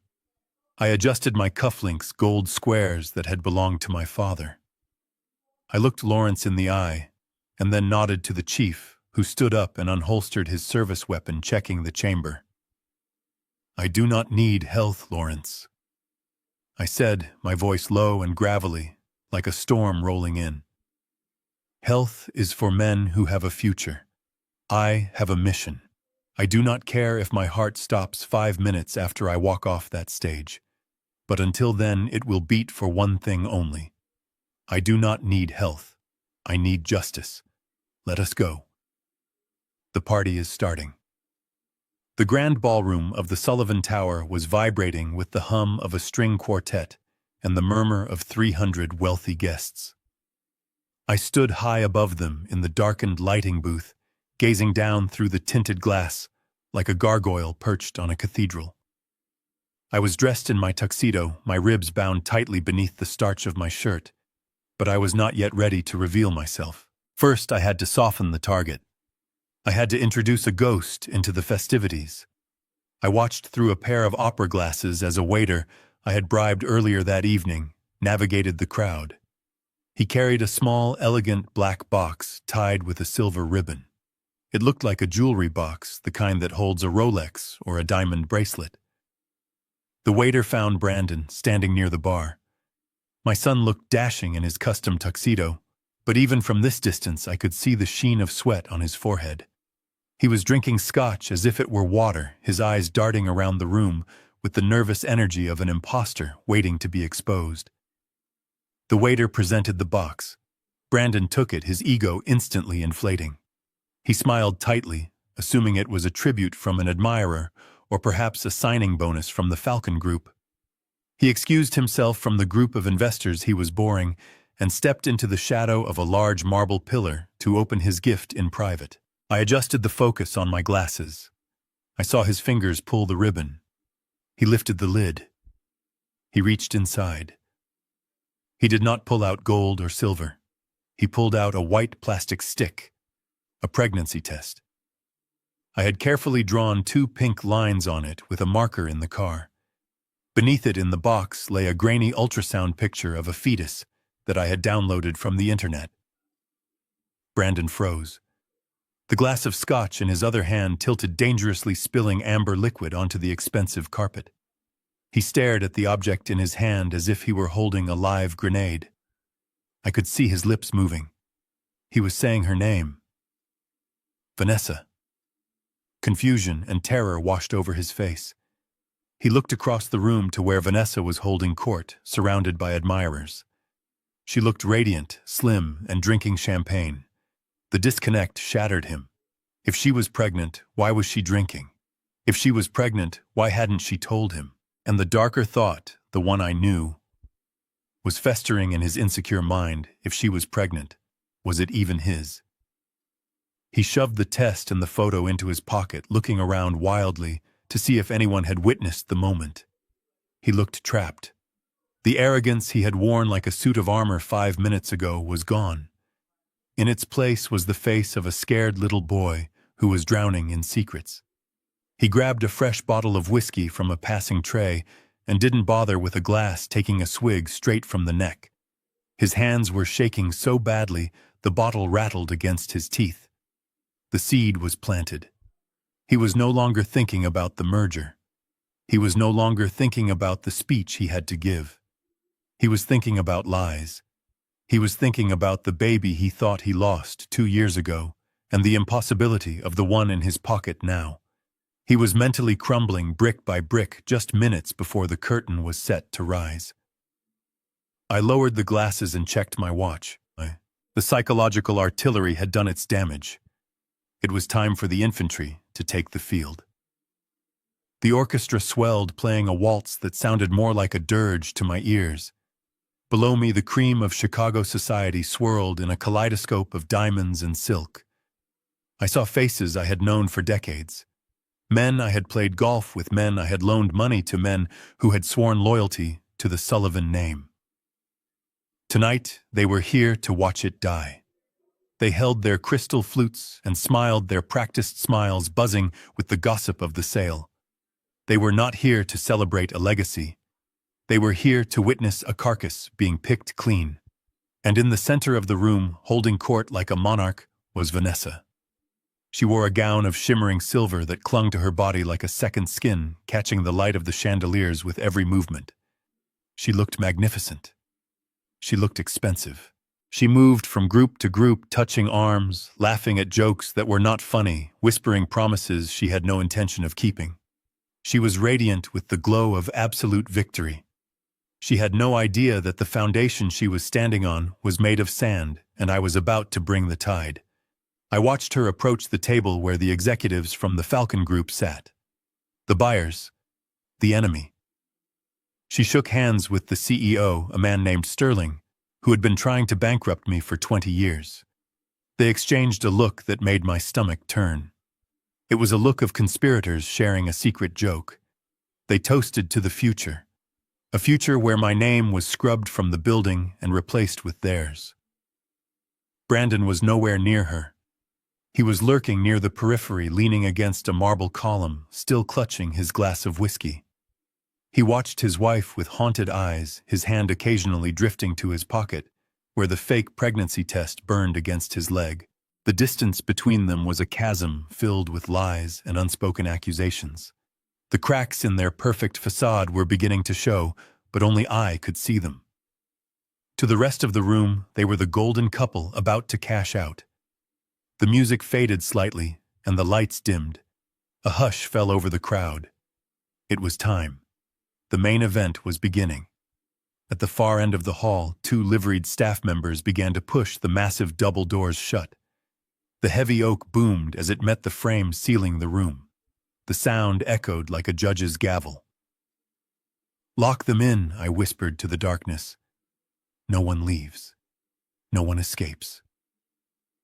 The exits were blocked. The players were on stage, and the script they were about to read was not the one they had rehearsed. I adjusted my cufflinks and took a step toward the spiral staircase that led down to the stage. The party had officially begun. A single spotlight cut through the darkness of the ballroom, illuminating Vanessa as she stepped up to the microphone. She looked like a silver statue, flawless and cold. The room fell into a respectful silence, broken only by the clinking of crystal and the rustle of expensive silk. I stood in the shadows of the wings, my hand resting on the heavy velvet curtain, waiting for my cue. I watched as she adjusted the microphone stand, her diamond bracelets catching the light. She took a deep breath, composing her face into a mask of mournful dignity. She was a natural performer. "Thank you all for coming," she began, her voice soft and trembling with practiced emotion. "Tonight is a bittersweet celebration. We are here to usher Sullivan Construction into a new era with our partners at Falcon, but we are also here to honor the past." She paused, looking out over the crowd with misty eyes. "Many of you have asked about Conrad, my father-in-law, the man who started it all." She sighed, a sound that was amplified through the massive speakers. "It breaks my heart to tell you that Conrad could not be here tonight. As many of you know, his health has declined rapidly over the last 2 years. The mind is a fragile thing. It is a tragedy to watch a giant fade away, but we must accept it." I felt a vein throb in my temple. She was not just writing me out of the company, she was writing me out of reality. She was burying a living man with words of fake compassion. "He is safe," she continued, a tear sliding perfectly down her cheek. "He is in a wonderful facility in Florida, where he receives round-the-clock care. He spends his days gardening and looking at the ocean. He is happy even if he no longer remembers us, even if he no longer remembers his own name. We carry the burden of his memory for him. We made the hard choice to take over the company to protect his legacy from his own confusion. We did it out of love." The audience murmured with sympathy.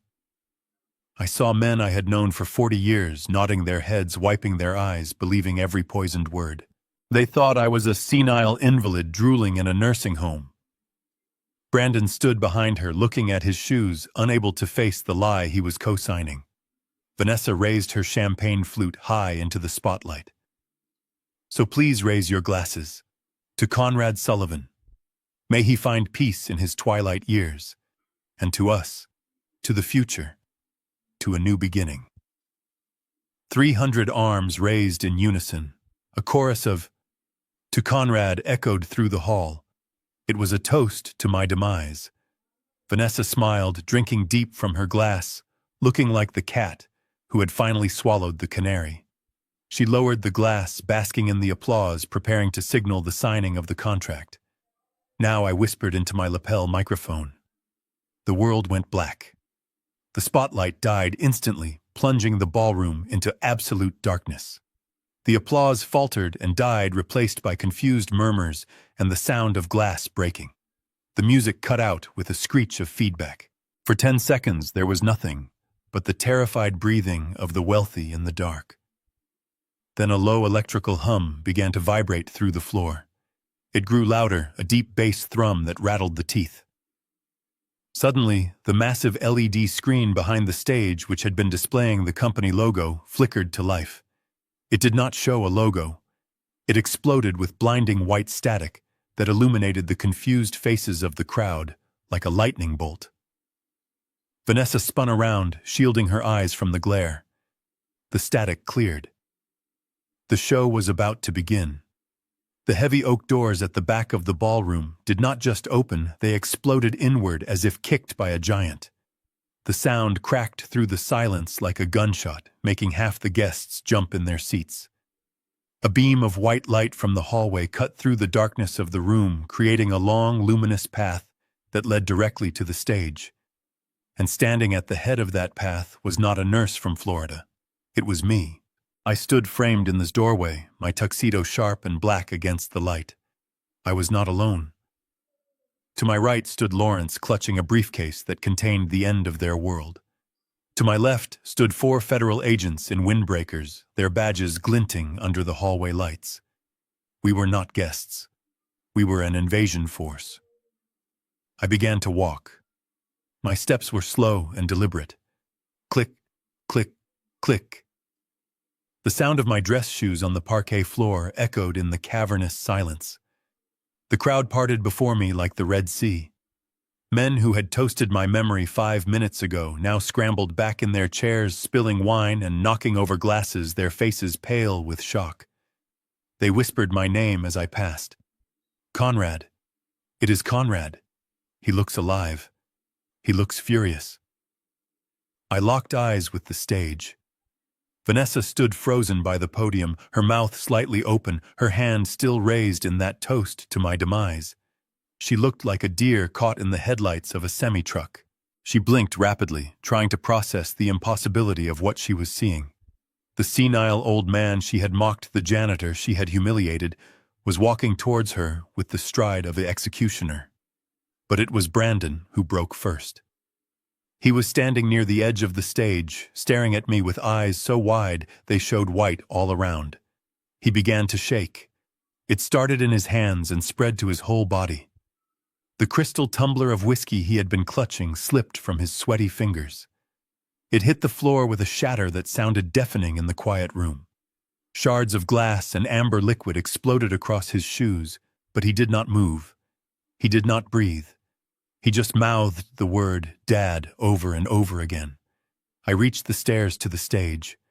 My broken ribs burned with every step, a fire in my chest that kept me sharp. I walked past Brandon without looking at him. I walked up to Vanessa. The smell of her expensive perfume was choked by the scent of her fear. Up close I could see the makeup cracking along her smile lines. She tried to speak, to say something to stop me, but no sound came out. I reached out and gently took the microphone from her trembling hand. I tapped it twice. Thump, thump. The sound boomed through the speakers, waking the room from its trance. I looked out at the sea of faces, at the bankers and the lawyers and the vultures who had come to pick my bones. Then I turned to look directly at Vanessa. I am sorry to disappoint you, I said, my voice steady and cold as a winter wind. As you can see, I am not in Florida. I am not gardening, and I most certainly have not lost my mind. I took a step closer to her, forcing her to retreat until her back hit the projection screen. I am very much alive, Vanessa, but looking at the evidence I have brought with me tonight, I would say that you are the one whose life is about to end. I pointed the small remote control I held in my hand at the screen behind Vanessa. Let us start with the foundation of your lies, I said into the microphone. The tragedy that broke my son's heart and sent me to prison for 2 years. You remember that day, don't you, Vanessa? The blood on the stairs, the tears in court, the tiny white coffin you made us bury. I pressed the button. The massive LED screen flashed and then resolved into a high-resolution image of a document. It was a medical record from St. Mary's Hospital in Boston, dated 5 years ago. The text was blown up large enough for the people in the back row to read without their glasses. The room gasped as one. It was a collective intake of breath that sucked the air out of the ballroom. Patient Vanessa Sullivan. Procedure: total hysterectomy. Removal of the uterus and cervix. A murmur of disbelief rippled through the crowd, turning into a roar of whispered shock. Women were covering their mouths. Men were shaking their heads. I watched Brandon. He was staring up at the screen, his neck craning, his mouth open in a silent scream. He read the words over and over again, trying to make them make sense. He looked at Vanessa, then back at the screen, then down at his own shaking hands. "No," he whispered, his voice lost in the noise. "No. That is not right. We saw the ultrasound. We saw the baby." He took a stumbling step toward her, his face a mask of utter devastation. "Vanessa, tell them it is a lie. Tell them he forged it." Vanessa did not speak. She was pressed against the screen, her own medical history illuminated on her back like a scarlet letter. She looked small, defeated. The lie she had built her life around, the lie that had given her power over my family, had just collapsed in high definition. "If she had no uterus," I shouted over the crowd, my voice cutting through the chaos. "How could she have been pregnant 3 years later? How could she have lost a baby that never existed?" Brandon grabbed her shoulders, shaking her violently. "Answer him," he screamed, tears streaming down his face. "Was it real? Was our baby real? Or was it all a lie?" She looked at him, and the truth was in her eyes. It was cold and hollow. "It was a performance," Vanessa whispered, her voice barely audible. "It was all a performance, Brandon. I needed you to marry me. I needed you to hate your father. I needed control." Brandon released her as if she were burning him. He staggered back, his legs hitting the podium. He looked at me standing there in my tuxedo, the man he had branded a monster. The realization hit him like a physical blow. He had testified against me. He had locked me away. He had destroyed our relationship. And he had done it all for a woman who had played him for the biggest fool in Chicago.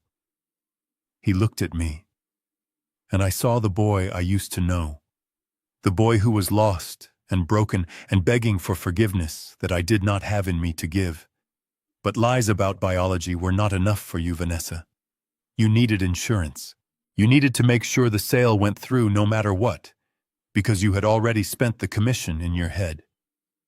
I looked at Brandon, who was slumped against the podium, looking like a man who had been shot in the gut. "You might forgive a lie about a child, Brandon, because you are soft. But let us see if you can forgive this." I pressed the button on the remote for the second time. The medical records vanished from the giant screen, replaced by the time-stamped video footage from the hidden camera in the master bedroom. The image was crystal clear. It showed my bed, the bed where my wife and I had shared 40 years of marriage. And on it, tangled in the sheets, was Vanessa. She was not alone. The camera zoomed in digitally. The man with her turned his face toward the lens, laughing at something she whispered. A ripple of recognition went through the crowd like an electric shock. It was not some random lover. It was Marcus Sterling, the lead attorney for the Falcon Group, the very man sitting at the front table holding a contract to buy my company. The audio from the video boomed through the speakers. "Do not worry about Brandon," Marcus said on the screen, his hand running through Vanessa's hair. "The idiot will sign whatever you put in front of him. He is desperate to please you." And Vanessa laughed, a cruel, mocking sound. "He is pathetic," she purred. "Once we get the wire transfer, I am divorcing him. I will take half and we can finally go to Monaco." The ballroom erupted. This was not just adultery. This was corporate espionage. This was a conspiracy to defraud. The guests turned to look at the Falcon table where Marcus Sterling was trying to hide his face behind a napkin, his face pale as death. Vanessa snapped. The cool composure she had maintained for years shattered instantly. She let out a feral scream, a sound of pure animal panic. "Turn it off!" she shrieked, lunging toward the laptop connected to the projector. "That is private. That is illegal." She ran across the stage, her silver dress flying behind her, her face twisted into a mask of ugly desperation. She reached for the cables, her nails extended like claws ready to rip the truth out of the wall. But she never made it. One of the federal agents stepped forward. He did not speak. He simply extended a massive arm and blocked her path. She slammed into him and bounced back, falling hard onto the wooden stage. She scrambled up, looking for an escape, looking for an ally, but there were none. She looked out at the audience. The adoration she had basked in 10 minutes ago was gone. In its place was pure, unadulterated disgust. The women who had envied her style now looked at her like she was something they had stepped in. The men who had admired her beauty now saw only a cheap con artist. Her social capital, the only currency she truly cared about, had been devalued to zero in 60 seconds. She stood there panting, her hair disheveled, exposed as an adulteress and a traitor in front of the people she had tried so hard to impress. I looked down at her and spoke into the microphone. You wanted to be the center of attention, Vanessa. Well, look around. Everyone is watching you now. The video of the affair faded to black, leaving the audience in a state of stunned silence, but we were not done. Emotional betrayal is a sin, but stealing money is a felony. I nodded to Lawrence. He stepped out from the shadows, his briefcase open, his face grim. He walked to the microphone and placed a stack of papers on the podium next to the trembling form of my son. He did not look at the crowd. He looked at the federal agents standing at the edge of the stage. Ladies and gentlemen, Lawrence said, his voice projecting clear and sharp. You have seen the moral bankruptcy of this administration. Now look at the financial bankruptcy. He signaled the technician. The screen behind us shifted again. This time, it displayed a complex web of wire transfers and offshore accounts. The numbers were staggering. Red columns of debt and green columns of illicit payments illuminated the ballroom. Here is the forensic audit of the last 24 months, Lawrence explained, pointing to the figures. $5 million diverted to a shell company in the Cayman Islands registered to Vanessa Sullivan. $2 million in kickbacks from substandard material suppliers. And here is the loan application that supposedly funded the company expansion. It bears Conrad Sullivan's signature. But as you can see from the date stamp on this digital file, the document was created and signed electronically from an IP address located inside this building while Conrad was under anesthesia in a hospital bed. The crowd gasped again. This was the smoking gun. This was proof of grand larceny and identity theft. The whispers turned into a roar of condemnation. The wealthy elite of Chicago knew how to forgive a lot of things, but they did not forgive stealing. Chief Miller stepped forward. He walked up the stairs, the heavy thud of his boots sounding like the drumbeat of doom. He pulled a folded paper from his jacket pocket. It was an arrest warrant signed by a federal judge less than an hour ago. He approached Vanessa, who was backing away until she hit the edge of the proscenium. Vanessa Sullivan, he said, his voice flat and professional. You are under arrest for embezzlement, wire fraud, corporate espionage, and identity theft. Two agents moved in behind him. The metallic click of handcuffs echoed through the microphone. They grabbed Vanessa's wrists, pulling her arms behind her back. The touch of the cold steel seemed to snap the last thread of her sanity. She began to struggle, kicking and twisting in her shimmering silver gown like a fish caught in a net. No, she screamed, her voice shrill and breaking. You cannot do this. I am the CEO. I am a Sullivan. Let me go. She looked frantically around the room, searching for a savior, but finding only cold stares. Then her eyes landed on Brandon. He was still standing there, paralyzed, a broken man watching his world burn. Vanessa's face twisted into a mask of pure venom. She stopped fighting the agents and lunged toward her husband, spitting the words at him. It was him, she shrieked, pointing a manicured finger at Brandon. He made me do it. It was his idea. He told me to forge the signature. He told me to fake the pregnancy so his father would go to jail. I was just following orders. I am a victim here. Arrest him. Arrest Brandon. The crowd watched in horrified fascination as the woman who had claimed to be the matriarch of the family tried to sacrifice her own husband to save her skin. Brandon looked at her, the woman he had betrayed his father, for the woman he had sold his soul to please. He saw her now for what she truly was, a parasite who would eat him alive to survive another day. The agents dragged her toward the stairs, her heels dragging on the floor, her screams echoing off the high ceiling. The rats were finally turning on each other. The ballroom was in chaos, but the war was not quite over. Vanessa was being dragged out in handcuffs, but the sharks from the Falcon Group were still circling.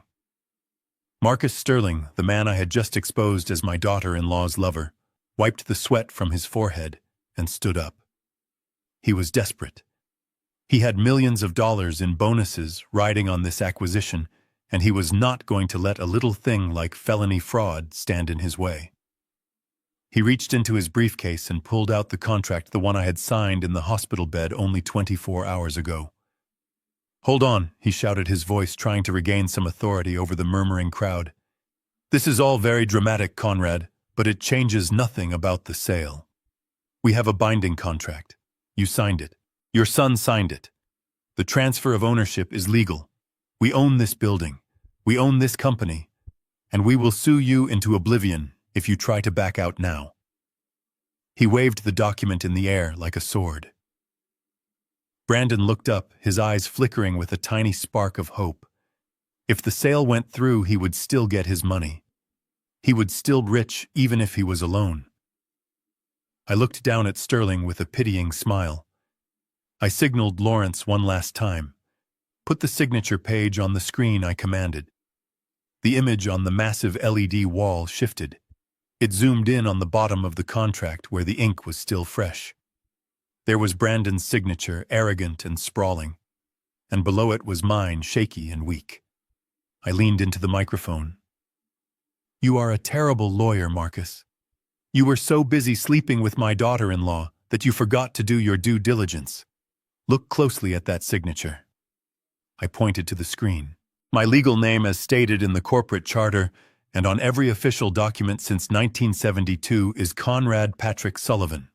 My bylaws state clearly that any transfer of majority shares must be signed with my full legal name and notarized by a third-party witness." I paused, letting the silence stretch. Yesterday, in my hospital room, my son dismissed the notary because he wanted to threaten to cut off my oxygen supply. He forced me to sign under duress, which already voids the contract. But I also gave myself an insurance policy. Look at the name. The crowd squinted. The signature on the screen read simply Conrad Sullivan. No middle name, no initial. And the loop on the S was deliberately backwards, a specific tell I used to signal distress to my bankers. "That is not a valid signature," I boomed. "That is a forgery executed under threat of death. It is worth less than the paper it is printed on. The contract is void. The sale is dead. And Sullivan Construction still belongs to me." Sterling stared at the screen, his face turning a sickly shade of gray. He looked at the paper in his hand, then he looked at me. He realized he had been outplayed by the very man he dismissed as a relic. He didn't say a word. He simply crumpled the contract, dropped it into a half-empty champagne glass, and signaled his team to leave. They walked out, leaving a trail of defeat in their wake. I turned my gaze to Brandon. He was standing alone on the stage. The hope was gone. The money was gone. The wife was gone. He looked down at his hands, the hands that had tried to kill me, and then at the empty ballroom floor. He was not the heir to an empire anymore. He was just a man in a rented tuxedo with absolutely nothing to his name. I walked to the edge of the stage and looked down at him. "You wanted to inherit the world's sun, but you forgot that you have to be a man to hold it. Now get out of my building." The silence in the ballroom was heavy and suffocating. The police had dragged Vanessa away screaming, but her absence left a vacuum that was quickly filled by a different kind of horror. The guests were no longer looking at the stage with judgment. They were looking with pity and embarrassment. They were watching the final disintegration of a man who had once thought himself a king. Brandon stood alone in the center of the spotlight. The expensive tuxedo he wore now looked like a costume for a play that had been canceled. He looked at the exit where his wife had vanished. He looked at the table where the Falcon executives had sat. Then he looked at me. I saw the moment the reality crushed him. He realized he had no wife. He had no money. He had no career. And without me, he had no identity. The arrogance drained out of him, leaving only a terrified child. He took a stumbling step toward me, then another. He did not walk like a man. He walked like a beggar. Dad. He croaked, his voice cracking. He collapsed. He did not fall from exhaustion. He threw himself to the floor, sliding across the polished wood until he was at my feet. He reached out and wrapped his arms around my legs, burying his face in the fabric of my trousers. The smell of stale whiskey and expensive cologne wafted up from him, mixing with the scent of his fear. "Dad, please," he sobbed, his body shaking with violent convulsions. "You have to listen to me. It was her. It was all Vanessa. She bewitched me, Dad. She twisted my mind. I never wanted to hurt you. I never wanted to sell the company. She forced me. She threatened to leave me if I did not do what she said. I am a victim too." I looked down at the top of his head. I watched his shoulders heave. I felt his tears soaking into the wool of the suit I had worn to battle for his future. A year ago, this sight would have broken my heart. A year ago, I would have knelt down and pulled him into my arms. I would have told him that we could fix it, that family comes first. But I was not the man I was a year ago. I was the man who had laid in a hospital bed yesterday while this weeping creature pinched my oxygen tube and told me to die. I was the man who had spent 2 years in a cage because of his testimony. I did not move. I did not pull away. I simply stood there like a statue carved from granite. "Dad, look at me," Brandon pleaded, looking up. His face was a mess of snot and tears, his eyes red and swollen. "I am your son. I am your boy. You cannot leave me with nothing. I have nowhere to go. I have no money. Please, Dad, just give me another chance. We can rebuild. We can be a family again. Just you and me." He was not sorry for what he had done. He was sorry that he had lost. He was not begging for forgiveness. He was begging for a lifeline. He was willing to throw the woman he claimed to love under the bus just to save his own skin. He was a coward of the highest order. I looked into his eyes, and I searched for any spark of the little boy I had raised. I looked for the son who used to sit on my lap and ask about how skyscrapers were built. But that boy was dead. He had been killed by greed and entitlement. In his place was a stranger, a weak and treacherous man who would sell me out again the moment the price was right. The crowd watched, holding their breath, waiting to see if the father would forgive the prodigal son. But there is a limit to love. There is a line where forgiveness becomes foolishness. I slowly pulled my leg from his grasp. He tried to hold on his fingers, clawing at the fabric, but I stepped back, leaving him clutching at empty air. I looked down at him, and my eyes held no anger, no hate, and no warmth. They were as cold and empty as the grave he had tried to put me in. The bond was severed. The ice had finally set. I stepped back from the grasping hands of the man who shared my DNA, adjusting my tuxedo jacket with a deliberate, slow movement. The silence in the room was absolute. 300 pairs of eyes were fixed on us, witnessing the final act of a tragedy that had been years in the making. Brandon knelt there on the stage, surrounded by the debris of his shattered life, looking up at me with the wet, desperate eyes of a dog waiting to be kicked. He expected anger. He expected shouting. But I gave him something far worse. I gave him the truth. "Stand up." I commanded, my voice low and devoid of warmth. "You look pathetic. And if there is one thing a Sullivan is not allowed to be, it is pathetic." Brandon scrambled to his feet, wiping his nose on his sleeve, trembling like a leaf in a storm. He looked at me with a glimmer of hope, thinking that my command was a sign of mercy.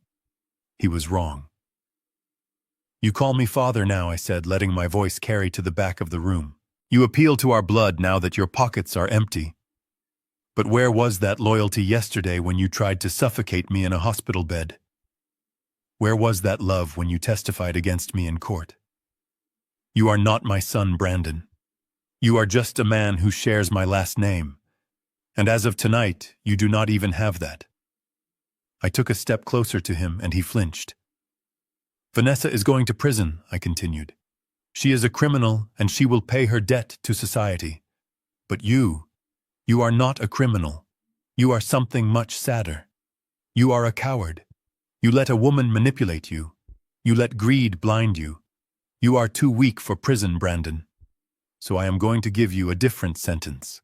I pointed a finger at his chest, right over his heart. You are fired. Effective immediately. You are removed from the board. You are stripped of your title. You will not receive a severance package. You will not receive a reference. You are walking out of here with nothing but the clothes on your back. Brandon gasped, his face turning white. But Dad, he stammered. The debts. The loans I took out for the lifestyle.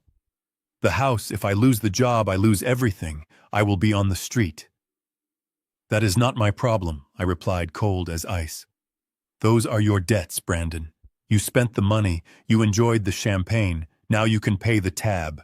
Do not come to my house, do not call my number. If you step foot in Sullivan Tower again, I will have you arrested for trespassing. I turned to the security team standing in the wings. 2 large men in dark suits stepped forward.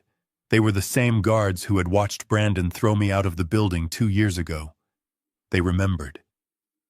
There was a grim satisfaction on their faces as they approached him. Get him out of my sight, I said, turning my back on him. No. Brandon screamed as the guards grabbed his arms. Dad, please. You cannot do this. I am your son. I am sorry. I stood still, listening to his screams fading as they dragged him across the stage. I watched him kicking and struggling, his heels skidding on the polished floor, exactly the way mine had when he ordered me removed. It was a perfect mirror, a perfect circle closing. The guards hauled him down the stairs and through the center aisle. The guests pulled away from him as if he were contagious. They dragged him to the great oak doors and threw him out into the cold Chicago night. The heavy doors boomed shut with a sound of finality. The room was silent again. I stood alone on the stage, the sole survivor of a war I never wanted to fight. I adjusted my cufflinks and looked out at the crowd. My chest ached. My heart was broken. But my conscience was clear. I had reclaimed my company. But tonight I had lost my son forever. The cleaning crew had gone, leaving the scent of lemon polish to mask the lingering smell of Brandon's desperation. I sat alone in the executive chair, the leather groaning softly as I leaned back. It was 3:00 in the morning. The city of Chicago lay spread out beneath me, a grid of amber lights and moving shadows. But for the first time in 2 years, the view belonged to me again. The office, however, did not feel like mine. Vanessa had stripped it of its soul, replacing my mahogany bookshelves with cold glass and filling the walls with abstract art that cost more than a house. I stood up, ignoring the dull throb in my mending ribs, and walked to the fireplace. Above the mantel, where a portrait of my father used to hang there, was now a massive stylized painting of Vanessa. It depicted her as a modern queen looking down on the world with a sneer of superiority. I reached up and pulled it from the wall. The frame was heavy gold leaf over cheap wood, much like the woman herself. I did not hesitate. I smashed the corner of the frame against the marble hearth, cracking the wood. Then I ripped the canvas from its backing. I crumpled the painted face of my daughter-in-law into a ball and tossed it into the fireplace. I took a box of matches from my pocket, the same matches I had used to light the boiler in the basement when I was a janitor. I struck one. The flame flared to life, a tiny beacon of cleansing fire. I tossed it onto the canvas. The oil paint caught, quickly hissing and popping as the chemicals burned. I watched her smile curl and blacken, turning into ash. I watched her eyes, the eyes that had looked at me with such contempt, dissolve into smoke that was sucked up the chimney. I poured myself a drink. Not champagne, just water. I sat back down and listened to the silence. It was heavy. There was no laughter in the hallways. There was no family to share this victory with. My wife was dead. My son was dead to me. My legacy was safe, but my bloodline had ended. A wave of profound loneliness washed over me, a tide of grief for the life I thought I was building. But as I watched the last embers of the painting fade, I realized something. This silence was not empty. It was clean. It was the silence of a room that had been purged of a disease. I was alone, yes, but I was no longer a prisoner in my own home. I was no longer a victim waiting for the next blow. This was the loneliness of the mountaintop. It was cold and the air was thin, but the view was limitless. It was the loneliness of freedom. I reached for the phone on the desk. It was the old landline, the one that was secure. I dialed a number I knew by heart, even at this ungodly hour. It rang twice before a tired voice answered. "Lawrence," I said, my voice steady and strong. "Conrad, it is 3 a.m. Lawrence groaned. "Are you all right?" "Do you need a doctor?" "I am fine, Lawrence," I replied, looking at the empty space above the fireplace. "I have never been better, but I have work to do. I want you to draft the papers for a new foundation first thing in the morning." "A foundation?" Lawrence asked, the sleep leaving his voice. "Yes," I said. "The Eleanor Sullivan Trust. I am liquidating Brandon's trust fund and Vanessa's assets. Every penny they tried to steal is going into it. We are going to build housing for homeless veterans. We are going to give second chances to men who were thrown away just like I was." There was a pause on the other end. "That is a lot of money, Conrad. That is the bulk of the estate." "I know," I said, smiling for the first time that night. "I cannot leave my fortune to my son Lawrence. He has chosen his path. So I will leave it to the men who actually know the meaning of honor. Get it done." I hung up the phone. The fire had died down to glowing coals. I turned my chair to face the window, watching the first hint of gray light touch the horizon over Lake Michigan. The long night was finally over. The sun was coming up, and for the first time in a long time I was ready to greet it. The morning mist hung low over the surface of Lake Geneva, a blanket of soft white that silenced the world. It was a silence I had earned. For the first time in 3 years, I was not waking up to the sound of a prison buzzer or the frantic ringing of a corporate telephone. I was waking up to the cry of a loon and the gentle lap of water against the hull of my small wooden boat. I sat in the stern wearing a flannel shirt that smelled of cedar and mothballs, my old fishing hat pulled low over my eyes. The suit was gone. The jumpsuit was gone. There was only the lake, the line, and the man. Lawrence sat across from me, looking uncomfortable in his windbreaker, holding a thermos of coffee as if it were a legal brief. He had driven up from the city to bring me papers to sign for the veteran housing project. The foundation was already breaking ground. We were turning the rubble of my family legacy into a fortress for men who actually deserved a home. But I knew Lawrence. He did not drive 3 hours just to get a signature. He had news. He cleared his throat, shifting on the hard bench. "We found him, Conrad." I did not look up. I kept my eyes fixed on the red and white bobber floating in the dark water. I did not need to ask who. There was only one ghost left to exorcise. "Where is he?" I asked, my voice quiet, blending with the rustle of the wind in the pines. "He is in Milwaukee," Lawrence said, opening a folder on his lap. "He is working at a fast food joint near the interstate. He is a dishwasher, Conrad. He works the night shift. He is living in a motel by the week. The report says he looks tired. He has lost weight. He sells his watch to pay for rent." I slowly reeled in the line, checking the bait. A dishwasher. The irony was so precise it felt like the hand of God. The boy who had mocked me for cleaning toilets, the man who had sneered at my gray uniform, was now standing in front of a sink, scraping grease and ketchup off plastic trays for minimum wage.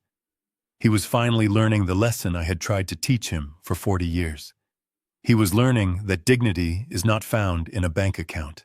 It is found in the callus on your hand and the sweat on your brow. Lawrence watched me carefully, gauging my reaction. "Do you want to reach out?" he asked softly. "We could send him something. Just a small stipend. Enough to get him out of that motel. He is still your blood, Conrad." I stopped reeling. I looked at the water where the reflection of the mountains was perfectly still. I thought about the hospital room. I thought about the oxygen tube being pinched shut. I thought about the shame in his eyes when he begged me to save him from his own choices. "No," I said, my voice firm and final. I looked at Lawrence, and for the first time in months I smiled. It was not a smile of vengeance. It was the smile of a surgeon who had successfully removed a tumor. "If I send him money, I rob him of the only chance he has to become a human being," I said. "He needs the soap. He needs the grease. He needs to know what it feels like to have nothing, so he can appreciate it if he ever gets something again. Mercy to the wolf is death to the sheep, Lawrence, and I am done being the sheep." I stood up and pulled my arm back, casting the line high and far. The lure soared through the air, a silver arc against the blue sky, before hitting the water with a clean, decisive splash. The ripples spread outward, touching the shores of a life that was finally mine again. "Let him wash dishes," I whispered to the wind. "Maybe one day he will finally be clean." I sat back and watched the bobber dance on the surface. The air was sweet. The water was deep. And justice, like the river, flowed exactly where it was meant to go. Here is the moral of the story and the CTA. The saga of Conrad Sullivan serves as a powerful reminder that true legacy is built on integrity, not inheritance. Wealth and status are fragile costumes that can be stripped away in an instant, but character is the skin you live in. Brandon and Vanessa believed that power gave them the right to trample on others, yet they forgot that the higher you climb on a ladder of lies, the harder the fall. Ultimately, Conrad teaches us that patience is a weapon, and silence is not weakness. Justice may be delayed, but for those who walk in truth, it is never denied. If you enjoyed this saga of justice and redemption, hit that subscribe button and share your thoughts in the comments below.